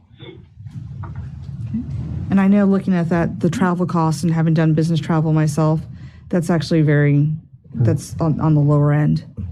My one question I did have is that the ERP would handle everything in the city with the exception of the schools, including state and federal funds. It would handle all, like... Funds received, you're talking about? Yeah, so most of the funds received from federal and state are through the state website that Pon and her team have to look at. It comes directly to the bank, and then they get a documentation, and they do their best to help out with properly coding it. But yeah, this is where we would be doing all journal entries and everything else. It would cover all the financial components of the city, but then the more operational components would be handled by other software that hopefully could integrate with the ERP, like the Do Solutions for community development, which we're finally giving them a system, Image Trend from fire department or for police for their with future some CAD. sort of connection between the two. Yeah, that'd be the goal. Yeah. Okay, thank you. Do you have a follow-up? No. Question. So I saw on your website that you have, as an example, Mesquite, Texas, and helping them out with the ERP implementation. How many other localities or cities have you helped with their ERP implementation?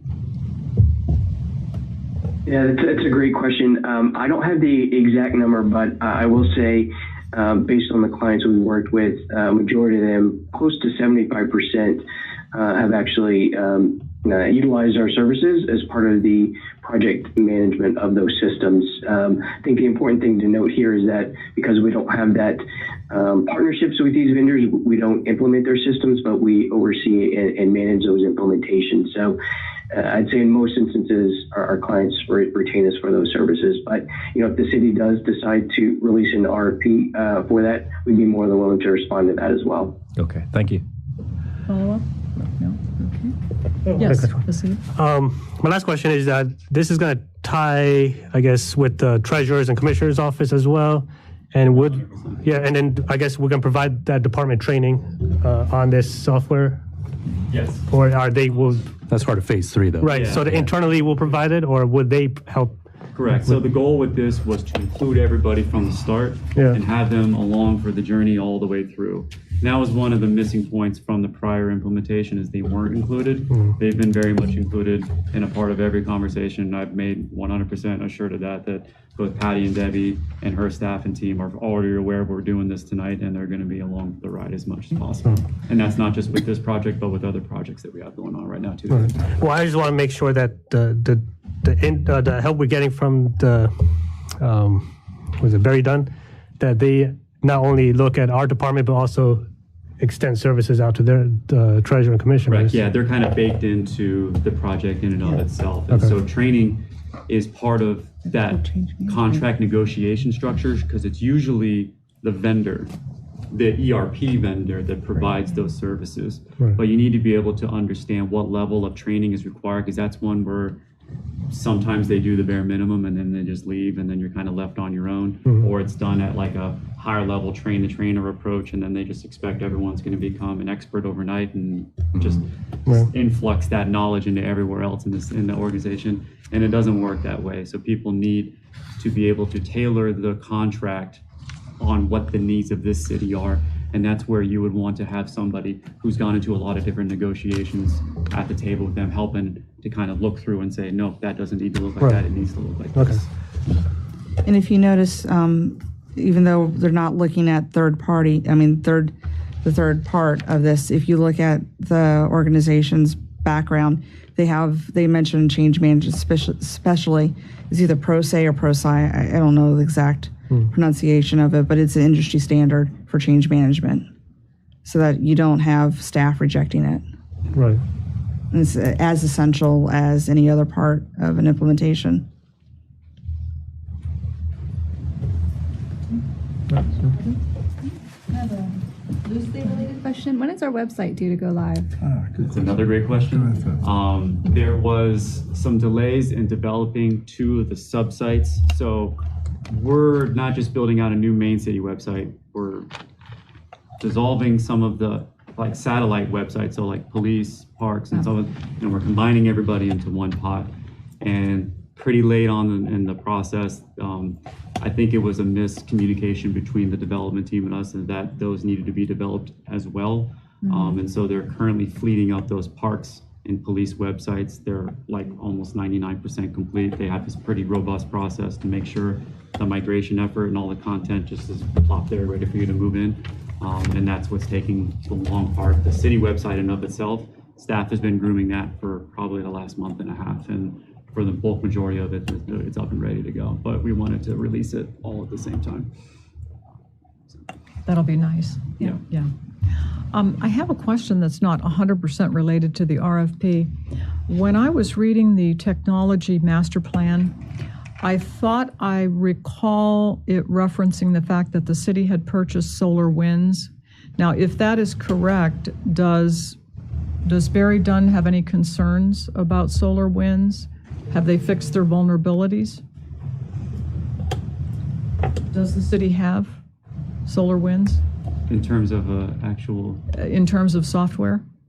That name does not ring a bell, at least to me across the board. They had a legacy product called Great Plains. That was an older software that I think got bought up by Microsoft Dynamics and then turned into a different product. But the core systems we have now in place, that one doesn't ring a bell to me, no. Okay, because I thought the reference was that it was for logging purposes, and I'm going on memory now. It was somewhere page 24, 25, something like that. Gotcha. I'd have to go through and find that, but...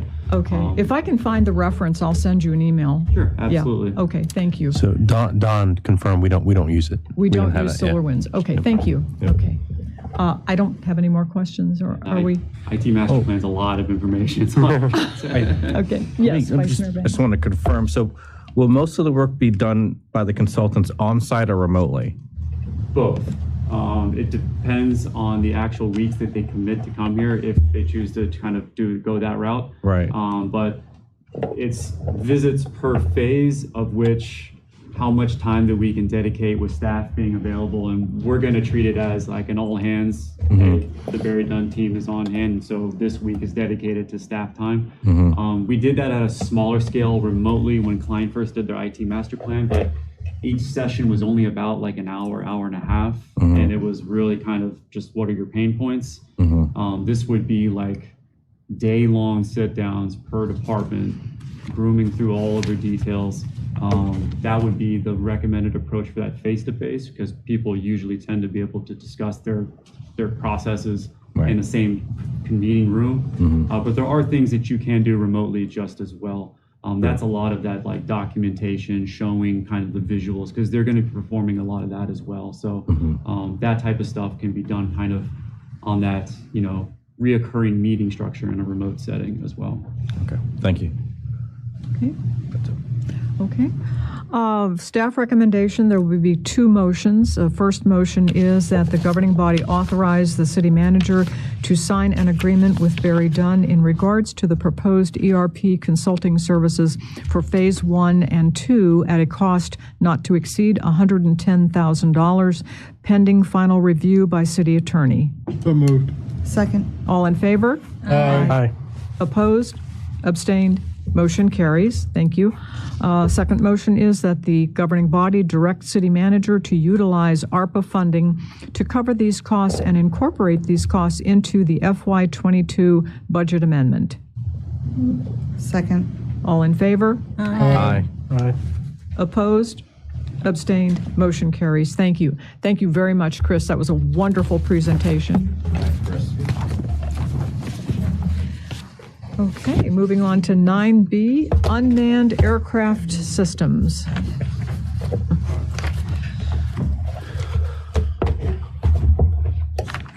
Different perspective. Yeah. Good evening, Mayor, Vice Mayor, members of the governing body. Thank you for the opportunity to discuss the Unmanned Aircraft program with you this evening. While Mr. Powell was passing out a couple documents, I'd like to take the opportunity to give you a little background context to this program. Currently, the Manassas Police Department does not have an aerial platform capable of conducting search and rescue, critical incident surveillance, traffic observation, or crime scene documentation or mapping. We currently rely on mutual aid with the city or the county of Fairfax Police Department or U.S. Customs Border Protection Air Marine Unit for the use of a helicopter. However, these resources are limited due to the competing priorities in the region and also the high costs associated with the operation of the helicopter. Could you speak a little louder? Sure. Thank you. The police department responds to an average of 21.5 lost or missing children and or elderly persons with a mental health or diminished cognitive capacity each year. Each one of these requires officers to conduct a search to locate our citizens. Each one of those searches are conducted either in daytime or nighttime hours, all weather conditions, large open spaces such as Blooms Park, or in wooded areas. The unmanned aircraft systems are a force multiplier to support the limited number of personnel capable of conducting these searches. The aircraft are also equipped with onboard high-definition cameras and thermal capabilities that increase the location rate and decrease the time the subject is exposed to dangerous elements such as adverse weather. If you see on the agenda in front of you, there's two components to this. The first is going to be the actual hardware or equipment. We reached out to 3 different vendors under small procurement. We found quickly that the manufacturer of the aircraft pretty much controls the pricing for most of this. So each vendor was pretty close to the same. However, Bexar was willing to work with the city the most. And as you can see, they offered a 5% discount on the initial purchase price with a total of $34,250.35.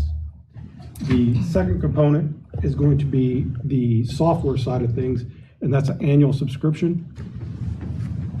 I apologize, in your original packet, you have a quote from DroneSense, and it does not reflect the $5,500 a month cost.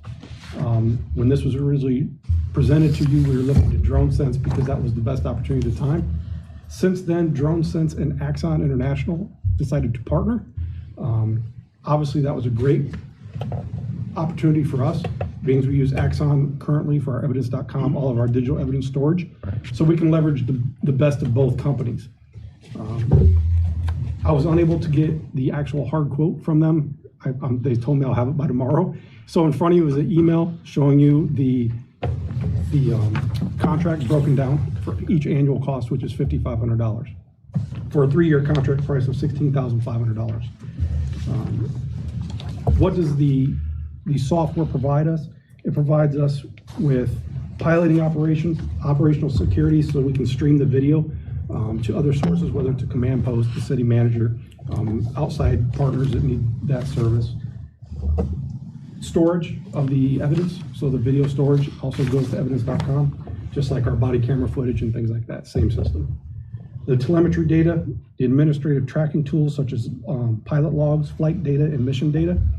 This service logs all that data, so it's available. Why is that important? A lot of the two main issues that come to mind when we talk about UAS is privacy and policy. The police department shares those concerns. That was one of the reasons that the Axon powered by DroneSense was such a huge advantage for us. This software, when one of our pilots put the aircraft in air, it logs where it took off from, where the aircraft was at all times. It can show us what the sensors were pointing at. Also, all the video is stored and it's recorded, and the evidence retention rates are set the same for the Library of Congress, such as our body cameras. This doesn't allow the operator to manipulate, delete. They can't touch that video. So what's there is there. If a complaint was to come up, we can pull that information, see exactly where the aircraft was, what the camera was pointing at, and see the actual video that was recorded.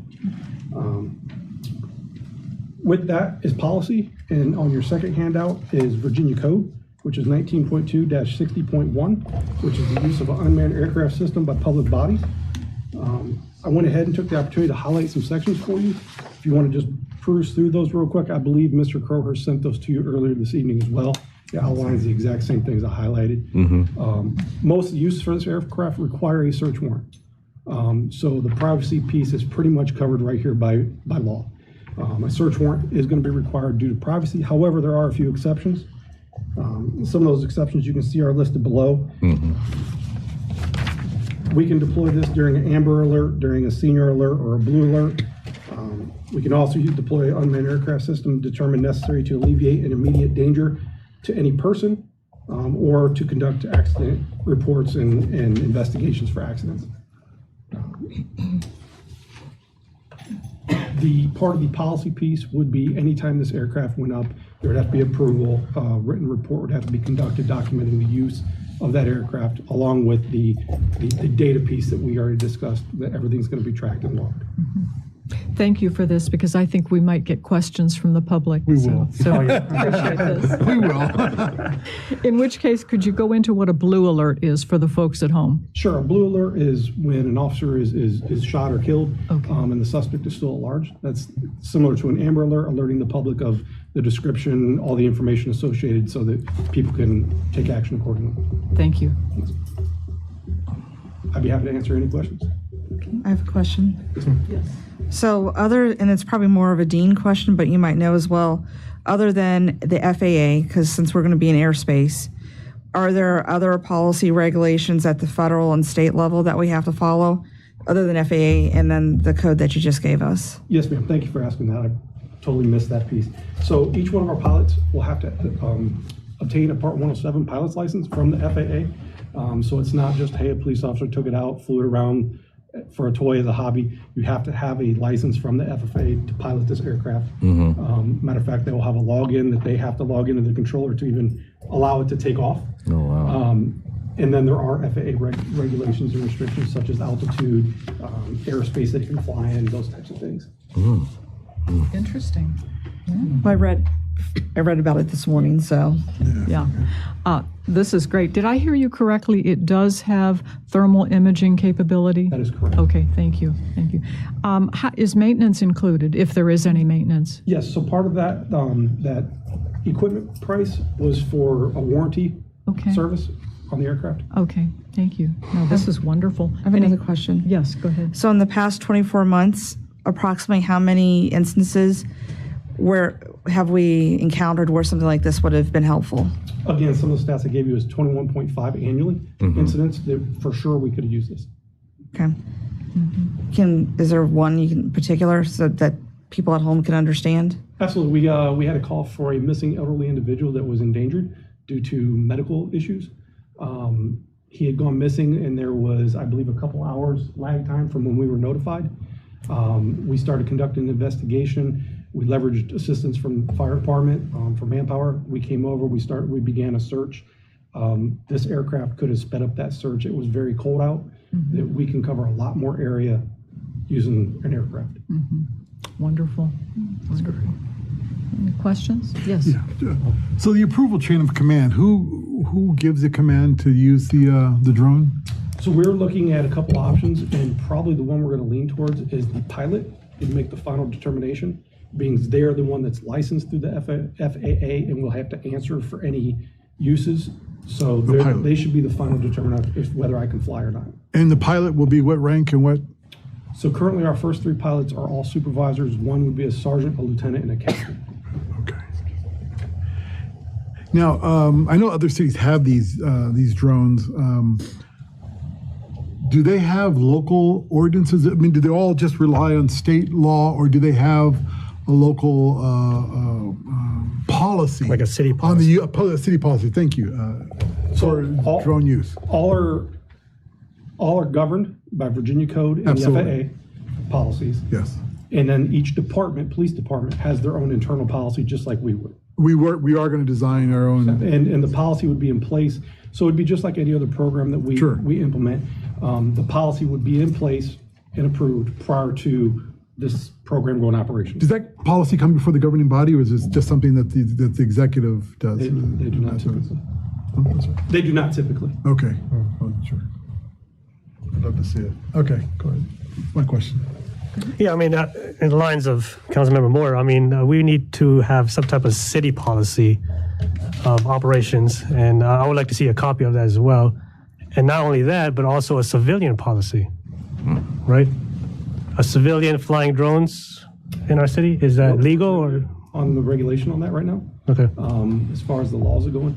And then currently, so there is legislation in the books, but it doesn't go into effect, I believe, until 2023, that all drones, whether for the hobbyist or for agencies, they have to be registered through the FAA, which would allow us to track them as far as locating the pilot, where they launched from and things like that.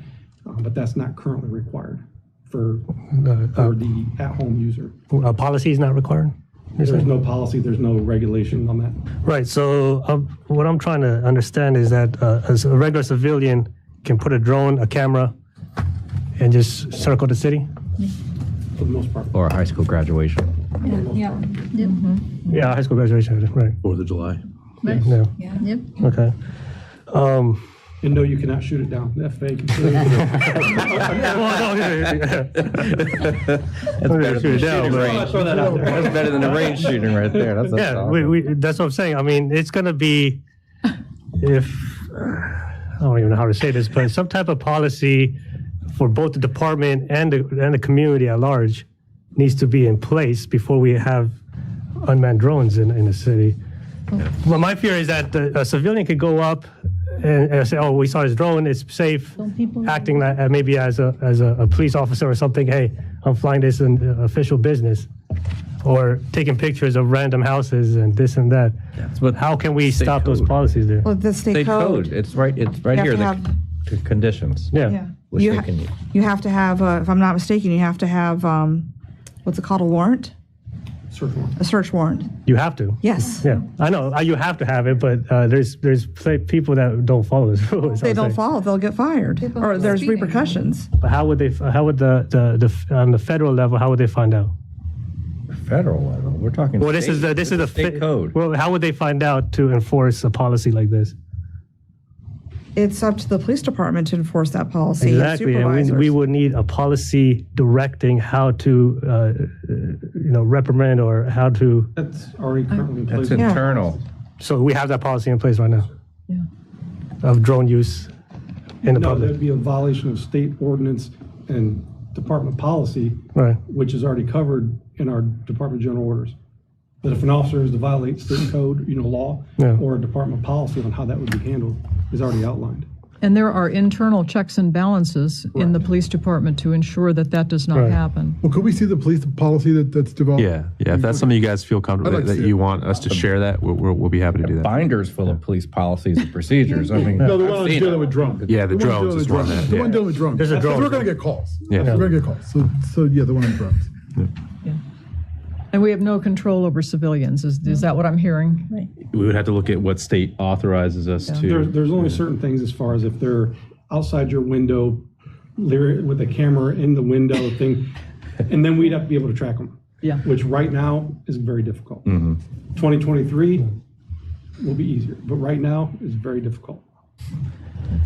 How would you guys avoid, I guess, aerial trespassing? Is it going to be, you guys going to be strictly on Manassas Drive? Or are you going over houses? Talking about with the police department The operations? police So department, again, it's right. outlined in here, first and foremost, we have to meet these criteria to even launch the aircraft. Right. If we have to fly over Mr. Palco's house to get to the target, we would obviously affix the cameras away from residents when possible. So that's allowed to fly over residents' houses? Yes. Okay. You want them. Without a warrant. If they're looking for a child, you want them to take the shortest distance from point A to point B.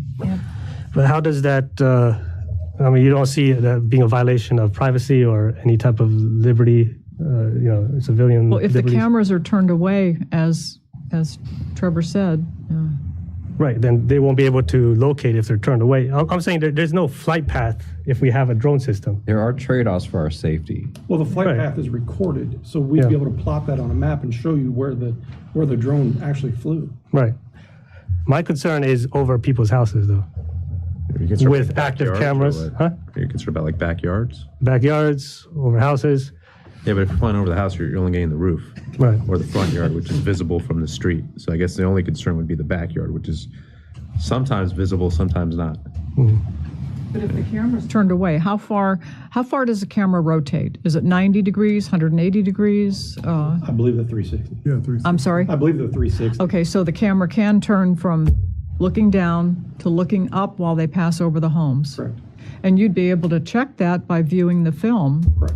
Yeah. And that would be able to, if we had to place that in discovery, say it went to court as evidence, just like our body cameras, that image of your backyard that has nothing to it can be redacted, so it's blurred out, so no one can even see your jungle gym or whatever you have in your backyard. Well, that's what I'm saying. So how long is, my jungle gym back there. How long is information kept in your database? Again, that's good. That's not related to the case at all. Like if you have a random picture of my backyard, how long will that be kept in your database? Well, Google has a it'd be random picture of associated your to a backyard. case, otherwise it wouldn't have flown. Google has Right. that already. And then it's going to be subject to the Library of Congress retention policies for that video.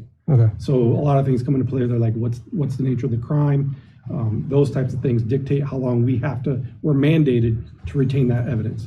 Right. And Steve, Google has a picture of your backyard. Yeah. Yeah, they do. Oh, the satellite. And keep in mind It's, that the state has a data retention policy, as does the federal government. Yeah. Although So- the NSA probably has it forever.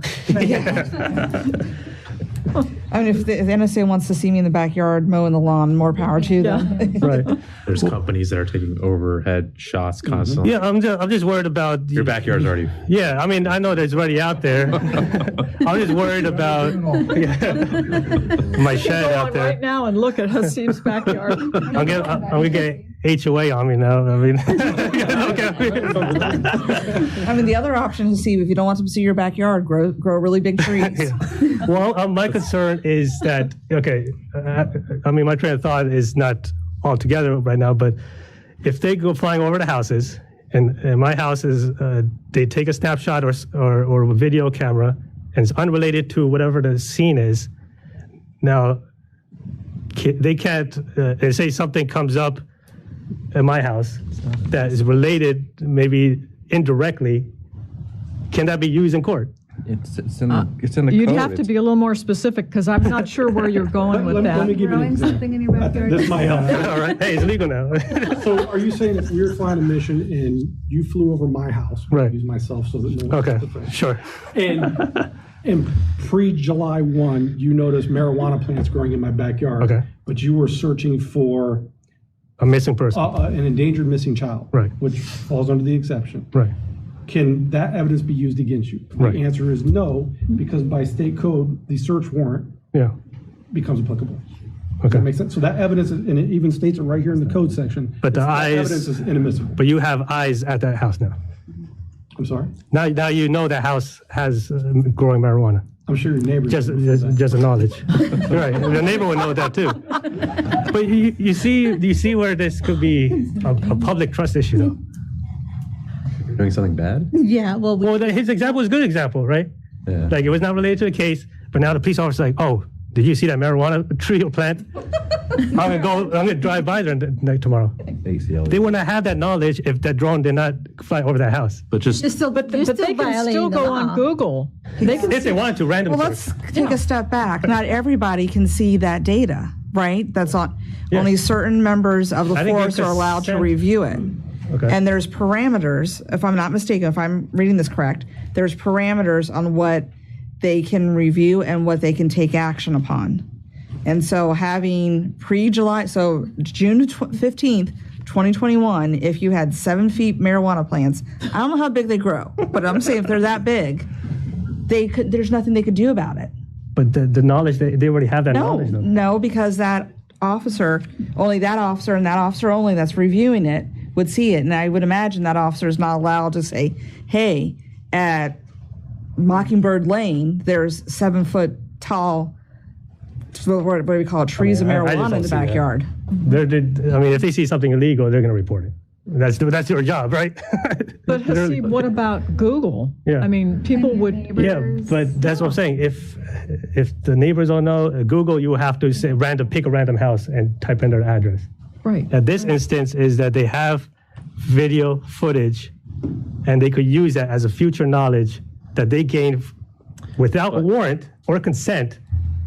I think Originally. Facebook has more knowledge than the police would have of Right. you. Yeah. I guess just So, philosophically, your privacy what I'm saying? is Like, already but violated. philosophically, I mean, the purpose of the police is to enforce the law. So regardless of what, so if someone's doing something illegal, don't you want that to be? Oh yeah, no, dealt that's with? fine.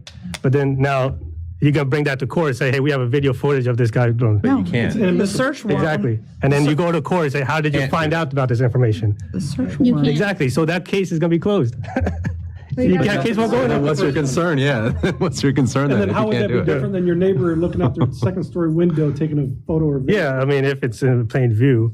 And then let's also go back to the real purpose of what this is. It's to protect lives, whether that's a child, Right. whether that is someone like that happened today that killed an officer and you have to go find that individual, Right. or you have an elderly individual, or you have a person that has health, right. They're let's say, for example, they're type 1 diabetic and they're out there and they don't have their medicine. So, would you rather someone perish over someone doing something illegal in their backyard and the police seeing it and still can't do anything about it because the search warrant boxes them into what they can and can do with that information?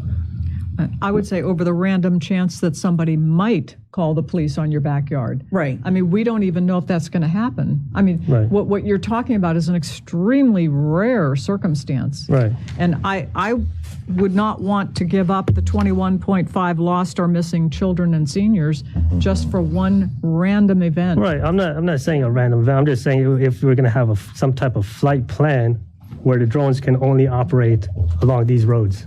No, I don't think it's practical. No way. No. Because people get lost. They don't get lost just driving down. Well, these walking down cameras they could Manassas zoom in, infrared, whatever. I mean, they could go up in the sky. They could read a quarter if they wanted to on the floor, right? So with one of these. Then staying on Manassas Drive is pointless if they could read a quarter in my yard. yeah, but I'm just saying, like, if Can you read a quarter in the if backyard? you got Not from any elevation.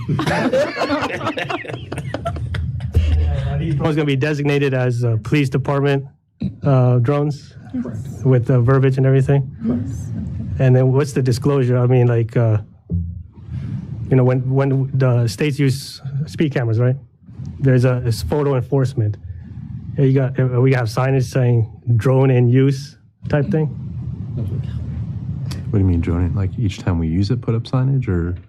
There's when you drive down DC, this is a photo camera or photo enforced speed limit, right? So you're saying put across our city just notices that we use drones in our city? Yeah, or enforced by aircraft, right?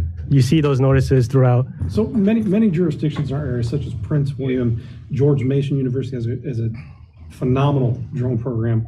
Matter of fact, they have an MOU with FEMA, and they fly post-disaster photography, mapping, and imaging for them. Yeah. Leesburg Police Department is on the same MOU.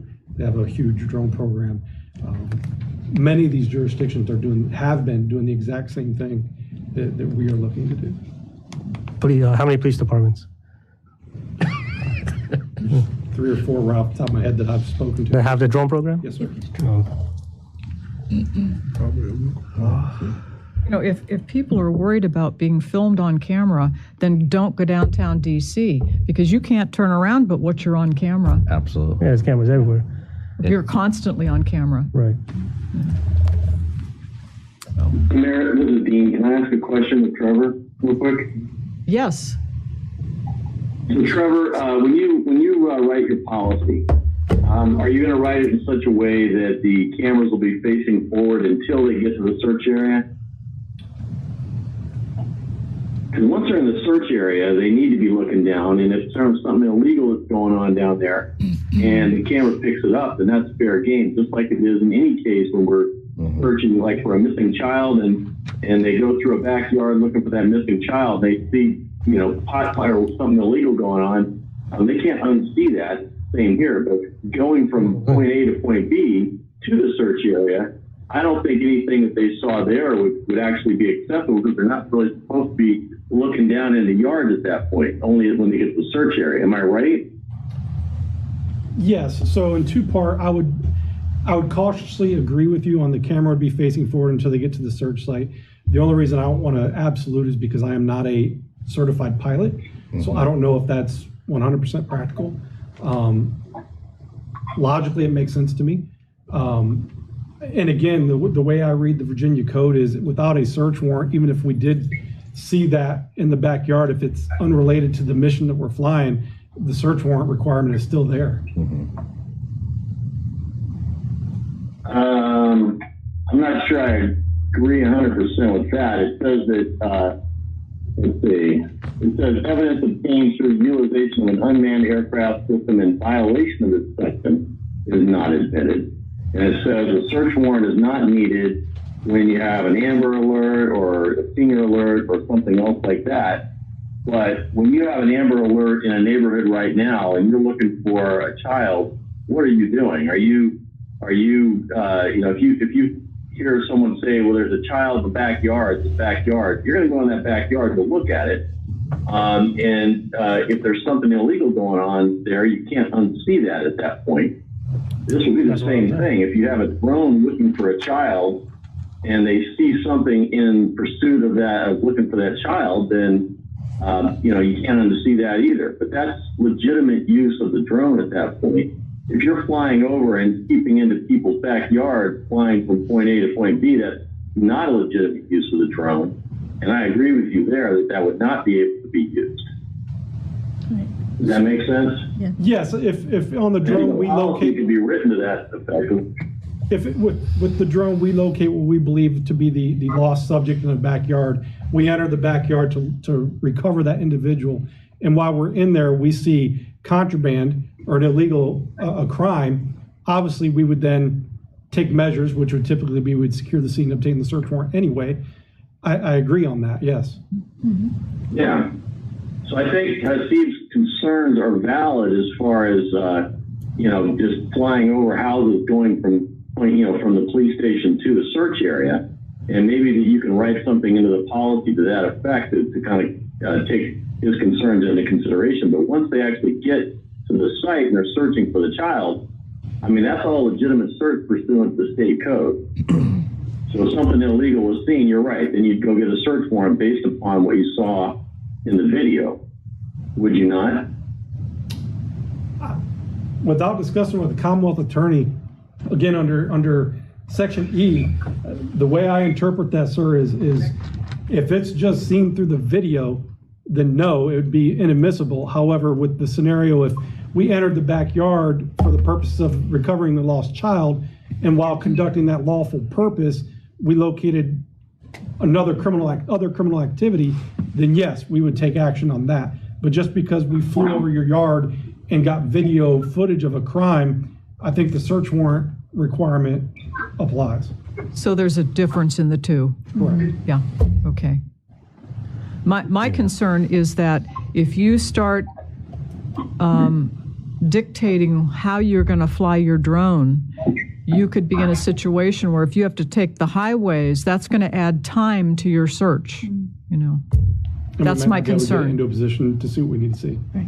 Yeah. So what? Yeah, we can again look at the camera. I think that's the key thing. Not so much where the plane is; it's just what the camera is doing. Right. right? So why don't we can look at that further. Okay. Yeah, that's what I'm saying. That's Dean's point essentially is when we're developing this policy.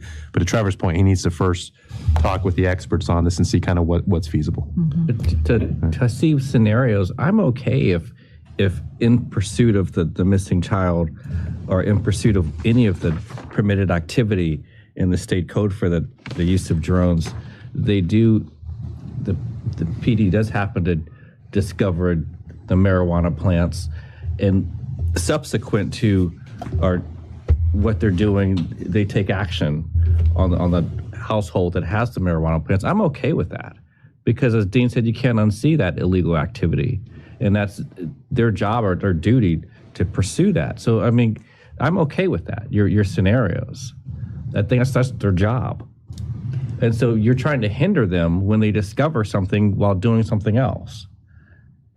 Right, but they can't act on something that they didn't have knowledge of prior. What if it's someone kidnapped and they have in the backyard and you see them? But they're pursuing something else, so they can't. Exactly. Well, I'm saying this opens up huge liabilities. Not at all. That's called. crime. That's called. No, it's not going to. It's called doing your job. They're being visible. I mean, they're being vigilant. They're looking around. They're seeing other things. The judge can ask, how do you find this evidence? But how is this different than when the helicopters come above the houses? Yeah.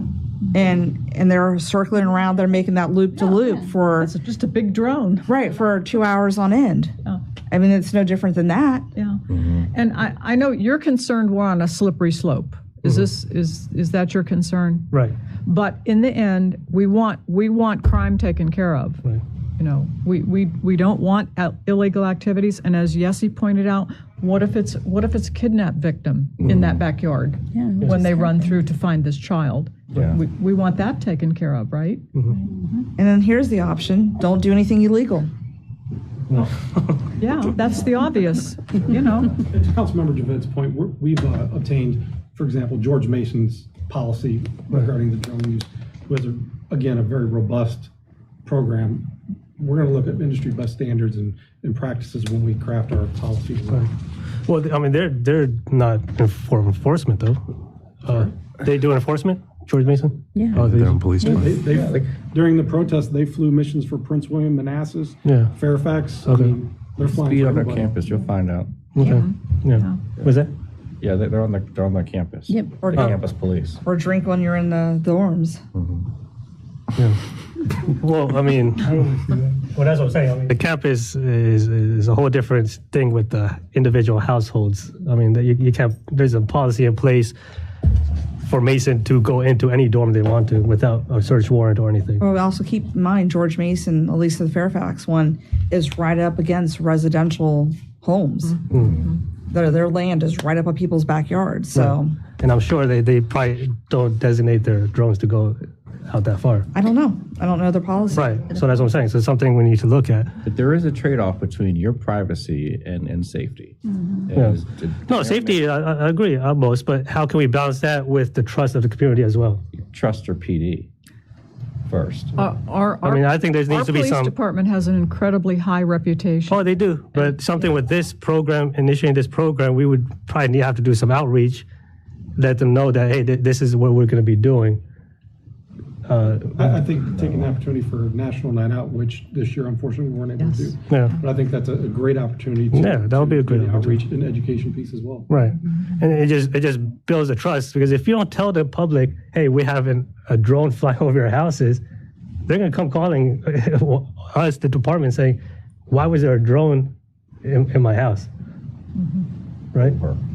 Well, and now and then we get calls saying, well, why was there a helicopter in my neighborhood? Why was the helicopters flying overhead? And we say, well, we don't know. We're not privy to every single detail that goes on, but it's probably a law enforcement action. You know? And you're making it public now, aren't you? That we're going to have drones being flown for police purposes. Oh, yeah. So, Yeah. It's not like you're hiding the information. And it's coming. Either you look all around the country, more and more areas are using drones. So it's just. Oh, yeah. I mean, businesses use it. Yeah. I see that. Real estate use it. I have my photographer uses it. Exactly. Okay. wedding events. You campuses, see all wedding these events. wedding Oh, events they where all use it. Your real estate business Yeah. uses it. Yeah. Yes. But when it comes to enforcement, so we get consent on only one house. Okay. You know what I'm saying? So we only photograph one house, but I'm saying when all these businesses are using it, but when it comes to enforcement, it's a huge controversy. There's so much literature out there. You know what I'm saying? On controversial, on the drone usage from police departments, fire department, EMS, they use it heavily, right? Fire damage control, delivering meds, and stuff like that. But I mean, I urge you guys to look at some of the stuff out there. I mean, it's for police departments to use a drone is out there. There's no the strong policy that is on a local level being implemented. So we'll set the example then. Example? We'll set the example and Yeah, we can, and that's why I want to, like Moore was saying, I mean, we would like to see a policy in place. Yeah. Either from the department, also if residents want to use it Well, too. the police department proactively informed us that they would be forming a policy prior to the usage Right. of this drone. Exactly. So Now, what happens if, like, you fly a drone, a civilian launches his drone, follows your drone? Again, as of now, I can't control them unless they violate law. Right. Well, they just want to see the scene of the crime or whatever with their drone. It's just like you staying in a public area with your phone videotaping. Yeah. Right. You can't do anything about that. Right.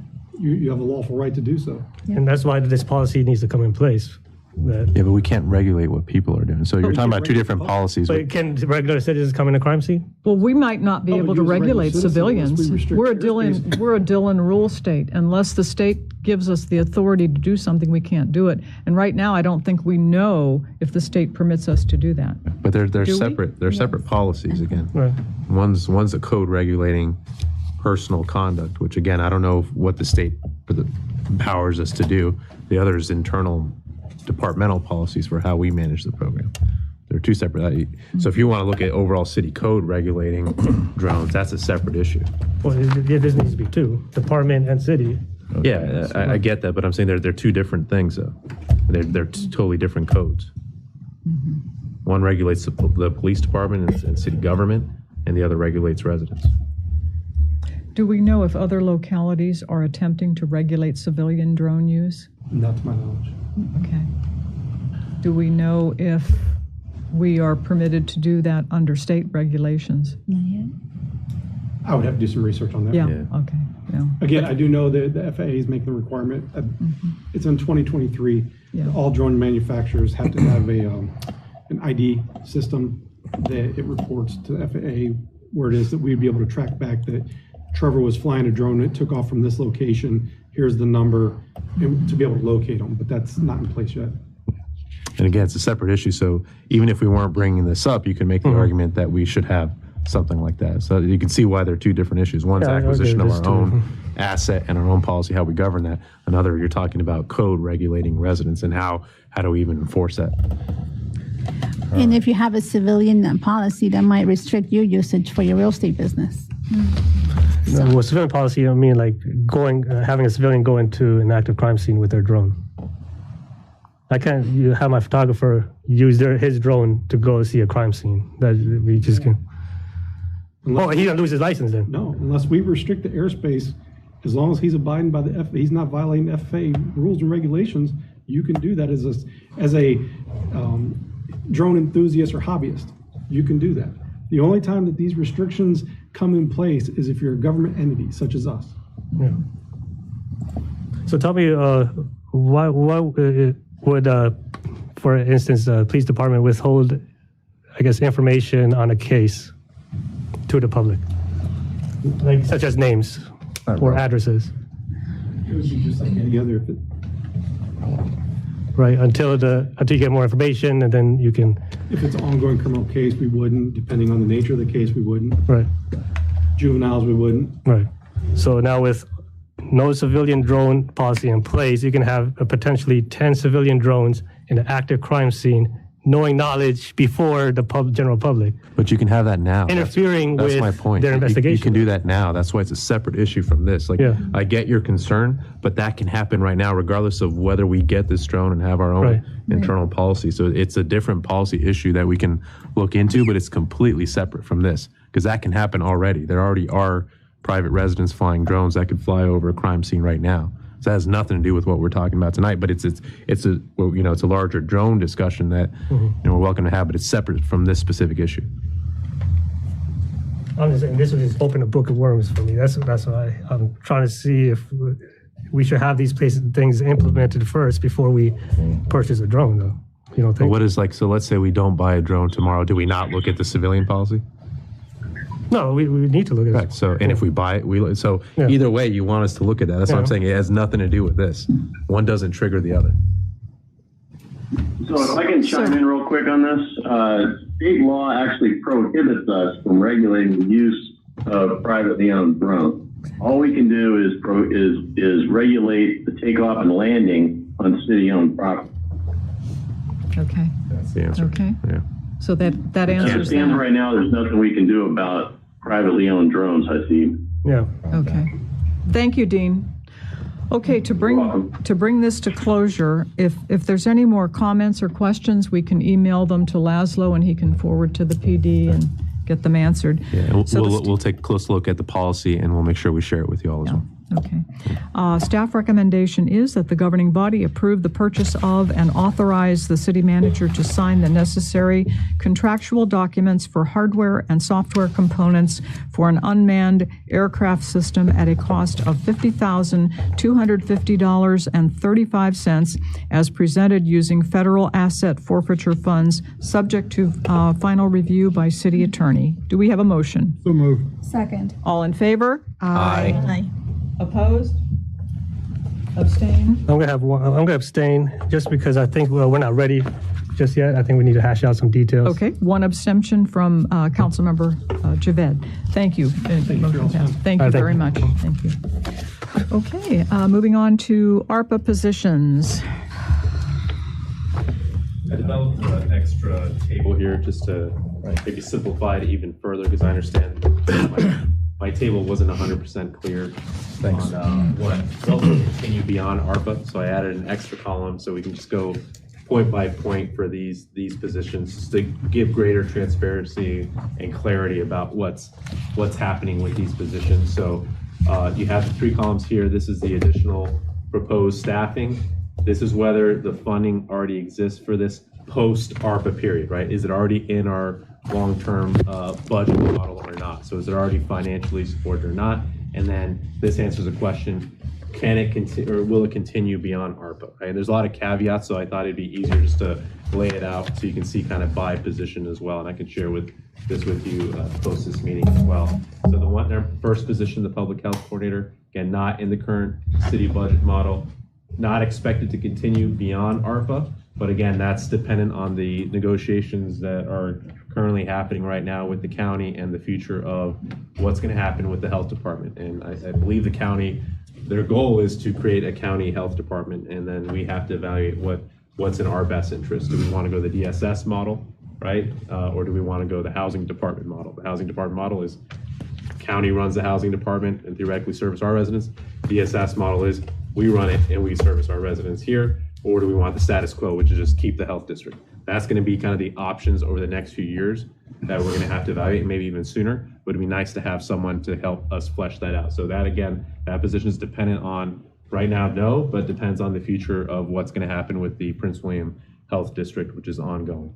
Number 2, emergency management policy planner. That, again, is a no unless the GB desires. If you guys really liked that position and you want to continue that, then we would have to make budget adjustments. ARPA financial manager with compliance, that's a no unless they're helping to bring in more revenues than what they cost, right? Because they're going to be helping us with all the additional applications for funding from the infrastructure bill, from state ARPA, et cetera. So if they're helping us out with securing a lot of money, it doesn't make much sense to get rid of them if they're paying more than paying for themselves. The logistics person, that's already in the budget model, so the goal would be to continue that. Unless, again, you always have discretions in future years, say, no, we don't want this anymore, shift it to another position. But that's currently in the budget model, so my recommendation is that we would continue that position. I'm sorry, economic development coordinator, it's the same thing, it's already in the budget model, so we'd recommend continuing that. Housing is very similar to the EM policy manager. The answer is no, unless the GB desires. So if you want to keep that position beyond the time of ARPA, that's your discretion. That's not what we're looking to do. It's more of an emergency, help people with either not getting evicted, continuing to stay where they are, or if they have been evicted, maybe we try to help them post that, right? Try to find housing so we don't have people on the streets. So that this is going to be a short-term plan, unless, again, this is a service that we continue to value and want to fund beyond that, and then we'd have to make other budget decisions as well. Mental health, for both the centralized program that's providing internal support, providing support to residents outside the spectrum of direct law enforcement, and also providing oversight and program supervision over the police mental health response teams with the counselor. Those, again, are pending future evaluation. That's something, again, that we've been talking about, the police department and I, about proposing to you all anyways in the future budget as kind of a future kind of best practice in law enforcement. There's a lot of mental health issues that our police are asked to deal with. That would be great to give them that support. So that one, again, that's tentatively a no, right? That's not in the current model, so it's a no, but it really is pending your evaluation. It was going to be a future budget proposal that you could have decided yay or nay on anyway. So that one's a little bit kind of in the gray area there. 2 police officers already in the budget model, so that would continue. We're going to try to get grant funding first for that. The sexual crimes detective, that's already in the budget model, as well as was the 2 EMS employees. And again, we're first going to try to get that grant funded as well. The preschool teacher was also already in the future budget model, so we would recommend continuing that. And again, any of these yeses, you guys can say at the end of this period, no, we don't, even though it's in the budget model, we change our mind. We want to do something completely different. These are just more of my recommendations based off of what's already in the existing budget model. For the IT support, so the full-time, yes, already in the budget model, no to the part-time. So once we're done with a lot of the software implementation, then that part-time position would go away. So I hope this provides some clarity. Overall, when we talk about the 16.5 FTEs, 7.5 of those positions are a likely no or maybe no. They're really dependent on these other parameters that I laid out here. So I hope that provides a little bit more clarity. And per the agenda tonight, what I was recommending is that you authorize us to hire the compliance person immediately. We've already started interviews for that position. The IT director, or not IT director, the IT help desk full-time position, you allow us to advertise for a full-time position and versus replacing the part-time position that we just lost a couple of weeks ago, and we'd use ARPA money for that, and then to at least advertise those other positions so we can start with the recruitment process, and then when you approve the budget, then we can go ahead and hire.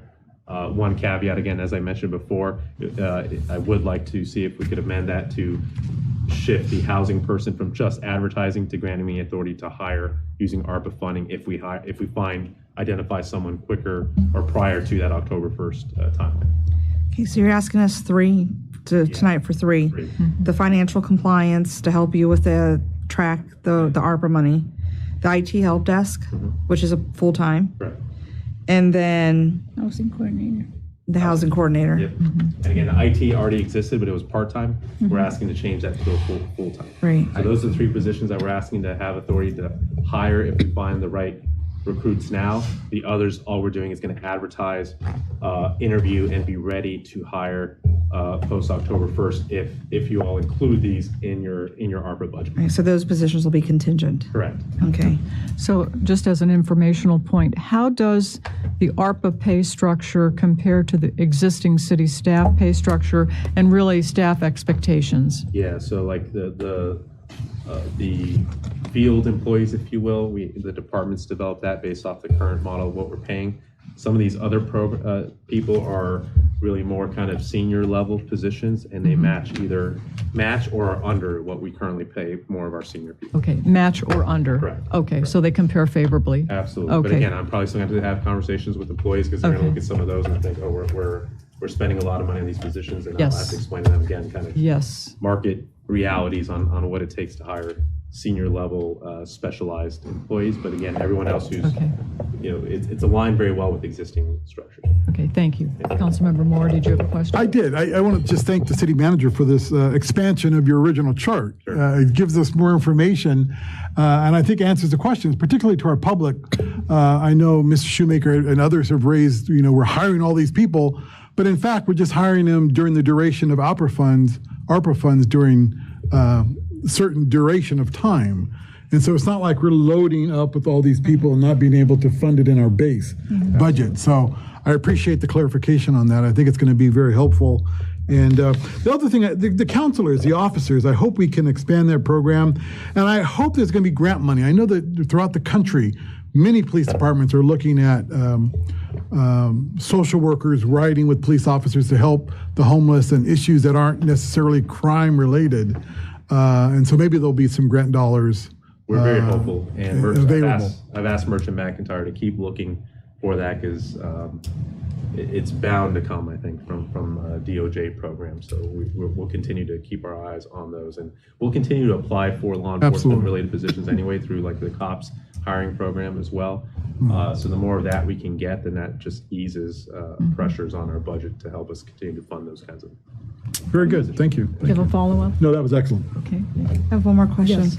So the downside, if we should choose not to hire the housing program coordinator, what's the downside of that?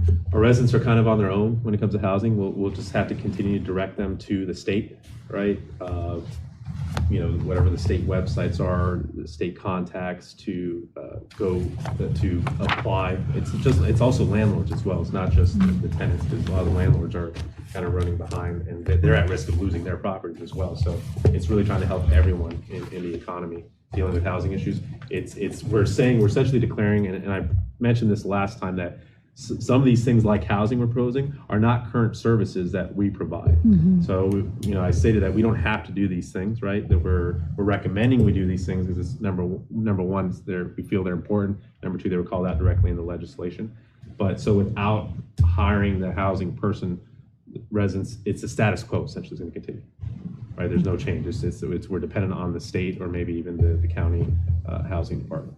The side effect, though, is then you have people without homes, Essentially, yeah. in crowded shelters, and then there's other ramifications. Right. People being kicked out of their homes, owners of property not being able to pay off to the banks, losing it to the banks, right? There's different possibilities that could come from this. Daryl, you have you have a background in the housing industry, right? Correct. Worked in Section 8 for many years. As far as the field of finding contractors or consultants, is that a pretty hardy field? Yeah. I'm not sure for this geographical area. It is a very hardy field. Okay. And there's a lot of consultants out there. I'm just not sure what might be available to us. California's a little bit more robust, I would think. But, Yeah, absolutely. But we can take a look at that. But it might be worth looking into. Yeah, absolutely. Great Thank you, idea. Daryl. Yeah, thank you. Do you have a Thank you. follow-up? No. Okay. Vice Mayor Banks? Laszlo, so 16 total FTEs, 7.5 of them are not forecasted in the city budget model. So my concern is that of using one-time money that's going to have future cost implications on us or impacts on us. So are you concerned about this, the impact of the 7.5 FTEs that will have an impact on our budget that we haven't accounted for? Well, that's why I have the third column, because that says that we're not going to keep them. Okay. It's your That's the discretion. funding. And even the ones that says yes, we'll keep. That's just me saying it's in the budget, and I would like to keep them. You guys don't have to keep them. At the end of this period. You can So we'll say- make them temporary, and it'll be posted temporary. Well, some of these again are already in our budget, right? So let's say the economic development coordinator was already scheduled for FY23, right? We hire them, and in a few years, if you determine, guess what, we don't like this position anymore, we don't think it's providing value added, we want you to reduce size of staffing, and that's something that we could do. You always have that discretion. That's my point. So, but it's a little bit easier with ARPA because with a lot of these positions, it's understood that this is an ARPA funded position, so it's not guaranteed. Now there's turnover in our city, so can some of these positions move on to like take existing positions if they're good employees? That's always another option as well. So we'll advertise these positions as temporary. I want to make sure that I'm not going to advertise it as temporary, but when I'm hiring people, I'm going to be telling them that this is ARPA funded. I want people to apply. Okay, got it. Understood. People kind of move after 4 or 5 years. So I couldn't hear what you said. people usually move out of 3 to 5 years. That's kind of long term. That's a good point. So Especially in this area. exactly. Thanks. Questions? Yeah, okay, we're still in a health crisis right now, and the Delta variant is out there. Cases are going up. I mean, I would pick either the public health coordinator or the mental health program manager, either one of those to follow with the ARPA financial manager and the housing program manager. Only because we're going to see another wave coming in, and having either a public health coordinator can help can have a dedicated person to help the residents find vaccines or help or whatever they need, and coordinate with the state rollout with the new and there's also boosters coming out and kids vaccines coming out. I think that'll be a great help in right now. And then the mental health program manager, we are coming out of post-COVID with increase in domestic violence and suicide rates. And there's people out there, especially kids and teenagers, that might need the help. This program should be implemented like right now as well, because there's some people that might need help that go with DSS, with the social services. So I think the IT support, I think that could wait, maybe in the next round, but either the public health coordinator or the mental health program to go with the other two, I think is. Here's the challenge with IT. So if you tell it we're going to advertise for a part-time again, because that's already in the budget, but we'd rather not waste the time to advertise, recruit a part-time, and then now you approve a full-time position later. So that's why we'd rather just be able to advertise full-time now. But there's already in our budget a part-time person that we lost just a couple of weeks ago that we're going to advertise to fill in. We'd just rather be more efficient with it. And if you're going to end up approving this, starting in October, November, we'd rather just start that now versus having. Because it's not going to make sense to get a health program manager after the fact. No, I agree. Or a health coordinator after the fact. It's up to me. I would say authorize me to hire all these right now. Right. Yeah. It'll be fine. Until you have approved your budget, I was just presenting those which I think are either mission critical, but you can absolutely make the case about the health person. I'm just trying not to, close your options down before you spend your time that you feel is necessary to review the total ARPA budget. So what I'm coming back with are just those that I feel are incredibly urgent, but you make a good case for the public health component as well. But we've been proceeding with Keith taking the lead in that role. So that's why the compliance, we have to already start reporting in April. Yeah, I agree with in August. Yeah, the compliance is that we don't want to advertise a part-time, and Don needs the help tremendously. So it'd be a waste of time for us to hire a part-time person and then try to convince them to go full-time. And then lastly, the housing, because of the moratorium, I agree with that. That's what's kind of pushing that one up a little bit. So Laszlo, the IT position would also assist with the ERP rollout and one way or another with the ERP. What did I say? The ERP rollout. It does help because we have Connor, right? And Connor was kind of dual-hatted to help out Don with normal IT and also help out Chris. It's kind of a business analyst. But Don's incredibly overwhelmed. We've implemented all these new software with CARES Act. There's a lot we're doing. So by having this help desk person, the help desk person is going to be focused more on Don's daily service support to all the departments. It frees up more time for Connor than to keep working with Chris and John to do the ERP implementation. Right, which one then will help bring in more dollars and satisfy the residents and. Yes. Okay. Don doesn't get burnt out. And we're not saying that we're not going to try to get the mental in the it's in the budget, it's in the ARP, right? And we're going to start, if you approve these motions, we're already going to start advertising. Exactly. So, well, that's what I'm saying. People need help now. Right, so we're doing it, but we're just not doing it today. Right. Well, that's what I'm saying. It won't make sense. We're not waiting a year, we're doing it now. Right. but just not On today. average, it takes about 6 months to recruit somebody. Hopefully not. Hopefully not. We Yes. got pretty lucky with the transportation. Well, transportation we did, but everything else, I mean, in the past, it's been almost 6 to 8 months. Be positive and hope it's going to We be have to fixed. be positive. But that's why I want Yeah. to start advertising now. I want to Yeah. start interviewing right now. Yeah. Because you may be right. You guys could give me the approval today for some of these positions. And happens. it's 6 months down the road, and either we haven't found a consultant or we just haven't been able Right. to recruit someone. But the goal is to start recruiting right now. Right. And then when you guys, if you vote on this in September, Yeah, because I mean, like I said, we're still in a public emergency right now. I mean, the rollout for IT. I mean, that's in the back of my mind. I mean, right now we need to help residents. no, I agree with you. If we didn't have that, if we still had that IT part-time position and he didn't leave us, I wouldn't have put that up here. But that's also part of like the mental health. If people can't answer the phone, people can't get to the city, people can't, get their things done. That also creates a We get a problem. lot of complaints about Exactly. the website, so. about things like that in general. IT stuff. And IT right now, I mean, IT is your backbone of any company. It is. Or it any is. organization. Chris was right when he says it's a central nervous system. It is. That was a very good analogy, Chris. Exactly. Right. Don's very nervous right now. You're creating a new mental health problem. Yeah. I think Laszlo's made a very good case for the positions he wants to get started on, get the jump on. So can we just add maybe one more?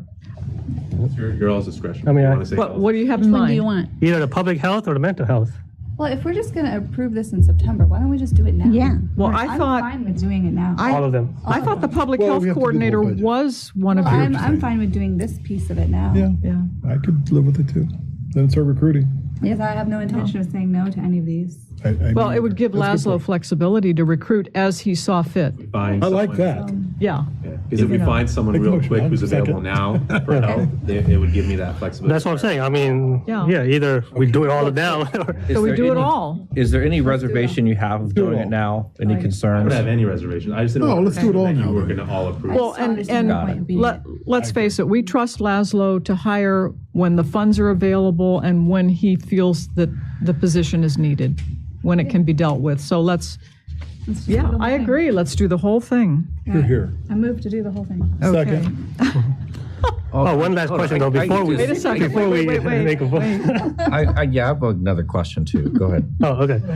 Well, I'm saying now, if we use all this, what is it, 3 million? Jumping. For total for staffing. Yeah. Let me pull it up. Hold on one second. Yeah, the staffing's not 3 million. No. So just the first part of, There are legal motions. Okay, so Sorry. Oh, He was okay. encouraging me. I was, it was me, I was. California. That's right. Dean took the time to review this, didn't you, Dean? So where's the motion? He's gone. He's asleep. Yes, I did. Give me a second here, Okay, 'cause I wasn't so- expecting you guys to do that. So I need to go Okay, back and so crunch the numbers here. what are we waiting for? I just want to know what the amount is for Yeah, the 16. total. Okay, Yeah, okay. Total let me amount. do that. Give me 1 second. Dean, I have a question for you. That would necessitate a Okay. that would mean that we would have to change motion number 2. Is that correct? Yeah, let me see what motion number 2 looks like. Just a second, real quick. Yeah, because it's no longer 6. It's all of them. Well, 6 is, Well, Yeah, we'll have to change.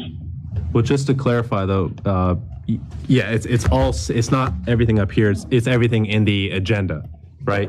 Because I didn't have all of these on the agenda. Okay. Does that Okay. make sense? Yeah. Okay. so- You're right. It's a six right here listed here. The public so health, how many is economic that? development, Emergency. Whenever it's on the logistics, agenda. housing, and mental health, along with the ARPA compliance and the IT. So how would that be worded? Dean, did you get it? Did you find it? Sorry, we have a question down Well, at I'm this trying end. to understand what is, okay, so right now we have here on this agenda item, there's a total of 16 and a half total FTEs that are listed in the beginning there. Are you saying you do or do not want all of those right away?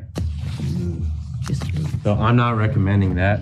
As part of the city manager budget, I had those 6 that are listed on page 160 of your packet, along with the. So the next page down, 1 through 6, public health coordinator, economic development coordinator, et Correct. cetera. Yeah, so if you look at motion 2, essentially what they're asking, or what they're changing it to is that instead of just advertising, I'm advertising and hiring 6. as well, just like I am with motion 1 and 3.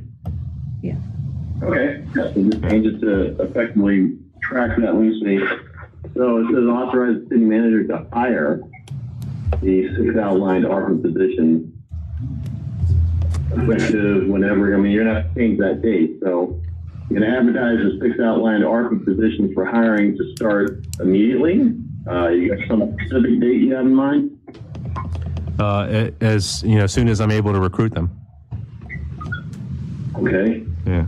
So it would be immediately, I guess. Yeah, immediately. It would just start with the recruitment process with authority to hire immediately. Okay, so recruit and hire immediately the positions. Is that what you want to do?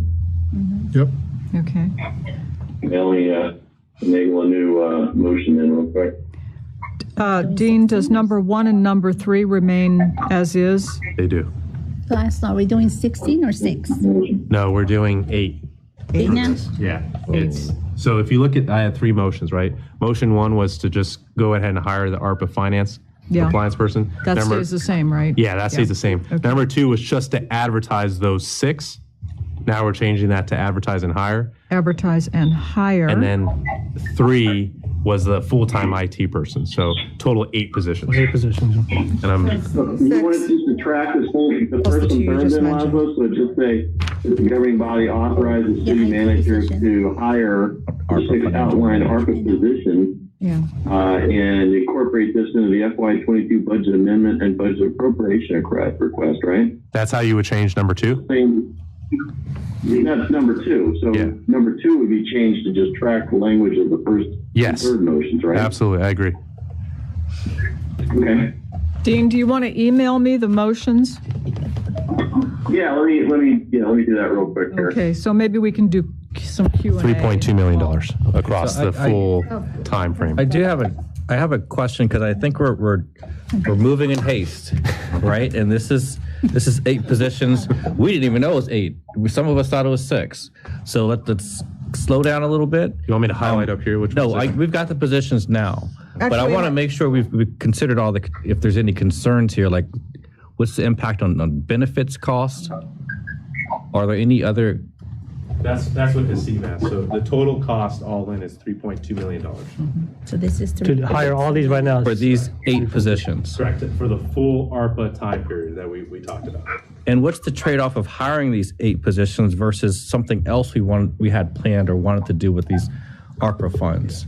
You essentially now $3.2 million of the 21 million is now reserved for this. So now it went down to 18 million instead of 21 million. Okay, so are we willing to do that? Is there money? I mean, did we want to spend that money somewhere else? I thought we that was a already had priority. budgeted, though, like those things. But I mean, with for the right ARPA. now. Yeah, what he's asking is, do we want to reduce? Are we committed to reducing from 21.4 million down to 18.2 million right now by making this decision? Because that limits now your positions versus something else. What are we giving up in exchange? Right. So after the 3.2 is used up, will we have nothing till the next round? No. So what do we have left after the first half? You have like 11 million. Yeah. You have 18. Well, no, I mean like the first half we got. What do you mean the first? 9, 10 million, 11 million. Oh, I'm saying, yeah, but we're not going to spend all this 3.2 million with the first half. Right. This is across all the years. So Yeah. you have to look at the full 21 million. Right. Yeah. So year 1 is going to be less. Well, I meant like Banks was saying is like, say we want to do the voucher program next week or something. Yeah. Can we still do voucher programs and hire these at 3.2? You have still $18.2 million. Right. Yeah. Okay. And there's $3 million for the economic development, which the vouchers would probably come out of that. Right. Yeah. So we could do other things. And if Laszlo has concerns, he can always slow roll it. Up in exchange. Yeah, this was all part of my recommended balanced budget. Yeah. So I did exactly what Preston just delineated here. I used $3.2 million for staffing and then the rest for other programs. Yeah. For everything So it's already budgeted. else. That was my recommended budget. Exactly. So all you're doing tonight is essentially Just say approving yes. that piece of my recommended budget without approving the rest of it. Right. Okay. But how much do we have in the account like right now? That's cash. Yeah. That's cash. That has nothing to do with what I know, but how much do we have cash from? So it's half of the 21.4 million, I think. And we already received that 11, like 10. Yeah, we already received it. Okay. I can pull it quick. 10.7 million. 10.7 million. Okay. Accruing interest on it. Right. Dean? Did you understand? Yeah. I received your motion. Now, that's motion number 2. So from this, may I assume that number 1 and number 3 remain identically the same? Right, yeah, you're not changing anything with those two. It's just that you're moving up the schedule for those 6 positions to now instead of September. Just checking, just confirming. Okay, so are there any more questions or comments? I'm better, thank you. Okay, okay. Anybody? Questions? Okay. So there was a premature motion and second. I would ask you if you would rescind. I apologize. No. Do you rescind? Yeah, sure. Yeah, okay, thank you. Okay. So motion number 1 is that the governing body authorize city manager to hire an ARPA financial compliance position utilizing ARPA funds and incorporate this into the FY22 budget amendment and budget appropriations request. Do we have a motion? So moved. Second. All in favor? Aye. Opposed? Abstained? Motion carries. Thank you. Second motion is that the governing body authorize city manager to hire the 6 outlined ARPA positions utilizing ARPA funds and incorporate this into the FY22 budget amendment and budget appropriations request. So moved. Second. All in favor? Aye. Opposed? Abstained? Motion carries. Thank you. Number 3 is that the governing body authorize city manager to hire an ARPA IT help desk technician position utilizing ARPA funds and incorporate this into the FY22 budget amendment and budget appropriations request. So moved. Second. All in favor? Aye. Opposed? Abstained? Motion carries. Thank you. Thank you, Next. Laszlo. That was a lot of work on your part, so thank you very much. We appreciate it. Absolutely. Okay, moving on to 9D, which is ARPA FY21 expenditures. This should be pretty straightforward. It is. Yeah, we spent post-March 2nd roughly $54,000 on continual vaccination efforts. Everything that was done beforehand, we either used CARES Act for all the equipment support, and then we're seeking FEMA reimbursement for the clinics that we were doing from January up until March 2nd. And that was the time we were doing a lot of the mass clinics, if you all remember, enjoying the cold weather out there with all the thousands of people waiting in line. So there were some expenditures related to that, but we're seeking FEMA reimbursement, which is an authorized reimbursement for that. So the goal here is these are already incurred expenditures internally. We would use ARPA money to reimburse ourselves for those expenditures. That would help out our FY21 budget, if that makes sense. So whatever our surplus was going to be, it would grow by that much. Whatever our deficit would be, we're not going to have a deficit, but let's say we did, it would reduce the deficit by that much. Does that make sense? Okay. Any questions or comments? I have a question. Have we seen an uptick in vaccinations in the last few weeks? I would have to check with the map. No, No, we have not. no. I think that across the country, it's in areas where it is Sure. growing. We're still not, the Prince William County, other jurisdictions, Northern Virginia, are at substantial spread or high. We're not. We're still at lower. But we're right next to Prince William County, so I do expect it to go up. Yeah. But you've seen it now after other states have been there for, a high for a while now. Now you're starting to see a growth in vaccinations. So hopefully more people here will start getting vaccinated as well. So we have to be ready. And then again, the point was maybe we may have to do booster shots Yeah. down the road as well. So. I have a quick question to make sure I understand this. So let's say we've already spent $1. So we're going to apply for to be reimbursed for that $1. And it's going to come out of our ARPA fund because it's allowed by FEMA? No. So everything post March 2nd, we're just going to reimburse ourselves with the money we already have. That's already permitted. Like the number one expenditure category that the ARPA legislation talked about was vaccinations. Okay. So we're just saying, okay, we incurred this cost. We're now going to use ARPA money instead of city taxpayer money for those costs. Everything pre-March 2nd, we either use CARES Act money for, and that's already done, or we're using FEMA reimbursements. Now, FEMA doesn't get reimbursed at 100%. That's the issue.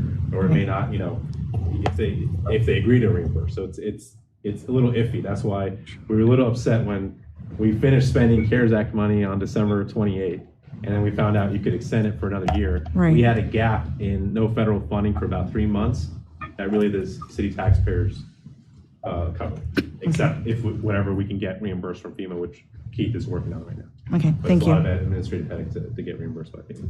Thank you. I think that helps probably the few people at home that are watching understand as well.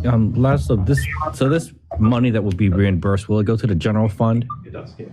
And I see these 3 bullets here. It's almost 500,000. No, 54,000. 54. 54,000. Okay. Got it. Okay. Thank you. Yes. Yeah, to increase our vaccination rate, and other cities like DC and other places are giving incentives for people to be vaccinated, a $25 gift card, a food card. It seems wise that it would get our community safer. Couldn't we use some of this 54,000 that we've already saved towards doing that? That was going to be my goal if you approved Steve's idea of doing the vouchers for local restaurants. I would actually combine that with vaccinations, where if people get vaccinated, then we essentially give them credit on whatever app we're using or whatever program, like $100 gift card for for shopping at local restaurants or whatever it is. But that's talking about months away, right? If we we could get a gift card, go out and buy a bunch for $50 today, and get those out to incentivize people to get What about the the vaccination. folks that have already gotten vaccinated? Well, we can't help that. I mean, that's a good thing that they did their public right away, but we're trying to get those who haven't been vaccinated and won't vaccinate. People who've already vaccinated, maybe we give them those economic vouchers. Exactly, later on in the fall. Here's a thought. A great many of the people who have not been vaccinated are either not going to be vaccinated and there's no way you're going to persuade them to get vaccinated, or they're taking a wait and see attitude because they want to see if everybody else doesn't drop over. Good point. So Good to point. speak. That is a good point. So I don't know how effective it would be. I agree. I mean, some of the issues that's arising with, especially employees that have not been vaccinated, but then they contract the virus. Well, yeah. Then there's arguments saying, is the city going to pay for their family leave or medical leave because they were not vaccinated? I mean, that's something that. Well, there's people who, on a good year in the past, did not get the flu shot, and they got the flu, and they were off work, and they were still able to use their sick days. I mean, we've never mandated that anyone have any medical procedure whatsoever in order Well, to. not a medical procedure, but yeah, I mean, I see your point, I guess. It may not be a medical procedure in the classical sense, but it is still something that is invasive. Yeah, I mean, I don't know, like right now, I mean, the school is, you can't even get into a school without the kids being vaccinated, right? It's mandatory. Unless you have a religious, something religious that, we're against being vaccinated. But the school is you have to provide them with a lot of paperwork for them to go to school. You have to do the same when you go to university. What? When you go to the university, you have to do the same Exactly. So that's what I'm saying. So I mean, something like that on our city level employees, just to, Well, we know the president has required all federal employees to get federal employees, he required all federal employees. No, he doesn't. No, he doesn't. Oh. Because if you choose not to, then you have to be subjected to mandatory testing, rigorous testing. Is it weekly testing? Weekly. Weekly. So weekly testing. It's not mandatory. You have the options, you have the accommodation. Right. Again, to Jeanette's point, I mean, the mayor's point, you can't force these medical procedures on your citizens. Not in this country. That's what I was saying. The schools do it. And I mean, I've heard comparisons to European countries, but the European countries do not have a Bill of Rights that protects the civil liberties of their residents, and we do. Right. We have a Bill of Rights.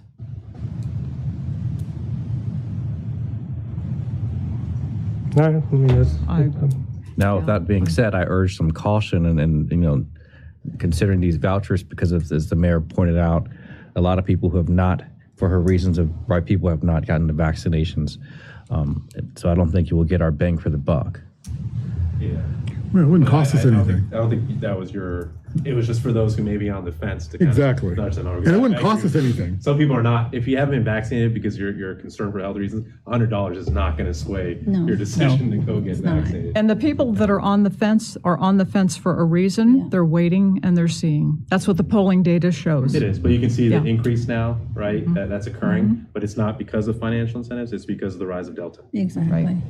Yeah, so I'm not sure how successful financial incentives are going to be, but it doesn't mean it's not worth giving it a shot. Well, we know other cities have done it, so we can look at it and see how successful they've done it. It's not like, hey, it hasn't been tried. It's being tried as we speak.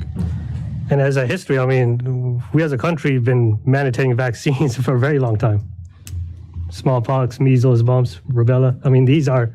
That's not But you mandatory. still choose to get it or not, though. It's still Not something that you mandatory. choose to do. Right, but I'm just saying. It's you can't force someone to do something they don't want to do. It's Right, still you're a not choice. forcing. And we're adults. We're not children going to school. Yeah, but there are a lot of Exactly. kids going to school under the religious waiver. Yeah. Well,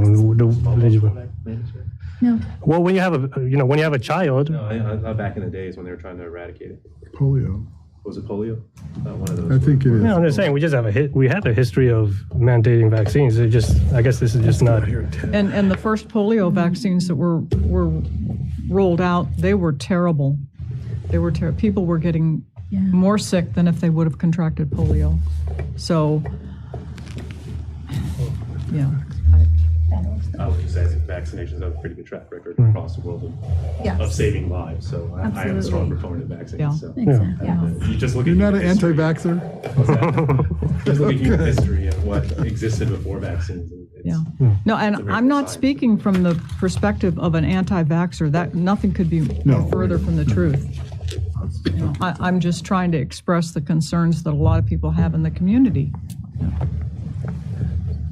So let's just keep the 54K that we're going to get reimbursed in the general fund and Well, on that point, should we earmark that spend money to reserves? Would you recommend that? Yeah, at the end of the fiscal year, when I come back with whatever the surplus is, right? It's always going to be your discretion what you want to do with that surplus. Over the last 2 years, we've been putting in the reserves to build up our fund balance, and I continue to recommend that be the course of action. I think we should. And I absolutely support putting it in reserves. Yes. Because for so long, we have had no reserves. Remember, our true position is still not at Right. the recommended level. And we do Exactly. not know what the future is going to bring. Exactly. Yeah. I mean, I've already seen the prices of homes, the sale prices going down here in Manassas Park, being slashed by 10 to 15K. So, Oh, they're going down? yes. Oh, I heard that. So I would, Well, I mean, it is. I went and looked on the website. no, I mean. So I agree, let's put it in reserves. Yeah, Okay. absolutely. Okay. Any other comments or questions? If not, we will go ahead. Two motions that the governing body authorize city manager to utilize American Rescue Plan Act funds to cover the city's vaccination expenditures from March 3rd, 2021 through June 30th, 2021. Moved. Second. All in favor? Aye. Opposed? Abstained? Motion carries. Thank you. Next motion, that the governing body direct the city manager to incorporate these expenditures into the city's American Rescue Plan budget. Moved. Second. All in favor? Aye. Opposed? Abstained? Motion carries. Thank you. Do you have anything to report, Laszlo? No, we discussed a lot. Nothing else. Again, please feel free to continue sending any ideas, recommendations for the ARPA budget. We'll keep bringing that back at each meeting in September. My goal would be is if you could vote on an initial budget in September, that way we can incorporate it into the Q2 appropriations request. And again, just by approving a budget right now, it doesn't say much because we don't have to spend a lot this first year. And you're going to have multiple tracks, just like within CARES Act, within the 6-month period, we amended that thing multiple times. That's going to be the same thing here, but now we have potentially 3.5 to 5.5 years to spend this money. So we're going to have a lot of ability to make adjustments. So. Okay, thank you. Madam Mayor? And yes. Oh, I'm sorry. At our meeting in September, is that when we'll be voting for the school board candidate? Correct. Okay, the first meetings? Okay. Yeah, Make first sure. one in September. Also, I forgot to mention, so with the July 4th after action review, we'll be presenting that in September. Oh, very good. Good. Okay, so we have no closed meeting. Is there anything else for the good of the city? When are we discussing the flag situation? The The banners for The flags that we want Breast cancer. for breast cancer awareness. Where do we leave off on that one? again? we were supposed to figure out if it was going to be a First Amendment issue. Oh, The Dean, dean was supposed to study. The Dean. Oh, make sure I you think- unmute yourself, Dean, because I muted you because we were getting a lot of feedback. There we go. What's that now? They wanted an update on the flag issue, the First Amendment concerns with the banners. Yeah, so I believe that you wanted to have that by the end of September, right? Is that when you want the banners up? Because you want to implement, you want to implement the flag, the breast cancer awareness flags in October, right? Yes. Okay. Yeah, I'm still on track with that. I haven't done the research, obviously, because I'm doing triage lawyering, but if you want to move that up, I'll be happy to move it up. It's just other things are higher priority right now. No, just wanted an update. Thank you. I'm sorry, what was that? No. okay, It's fine. okay. Just wanted an update. Yes. Thank you. Okay. Okay, anything else for the good of the city? Okay, motion to adjourn? So moved. Second. All in favor? Aye. Opposed, abstained, motion carried.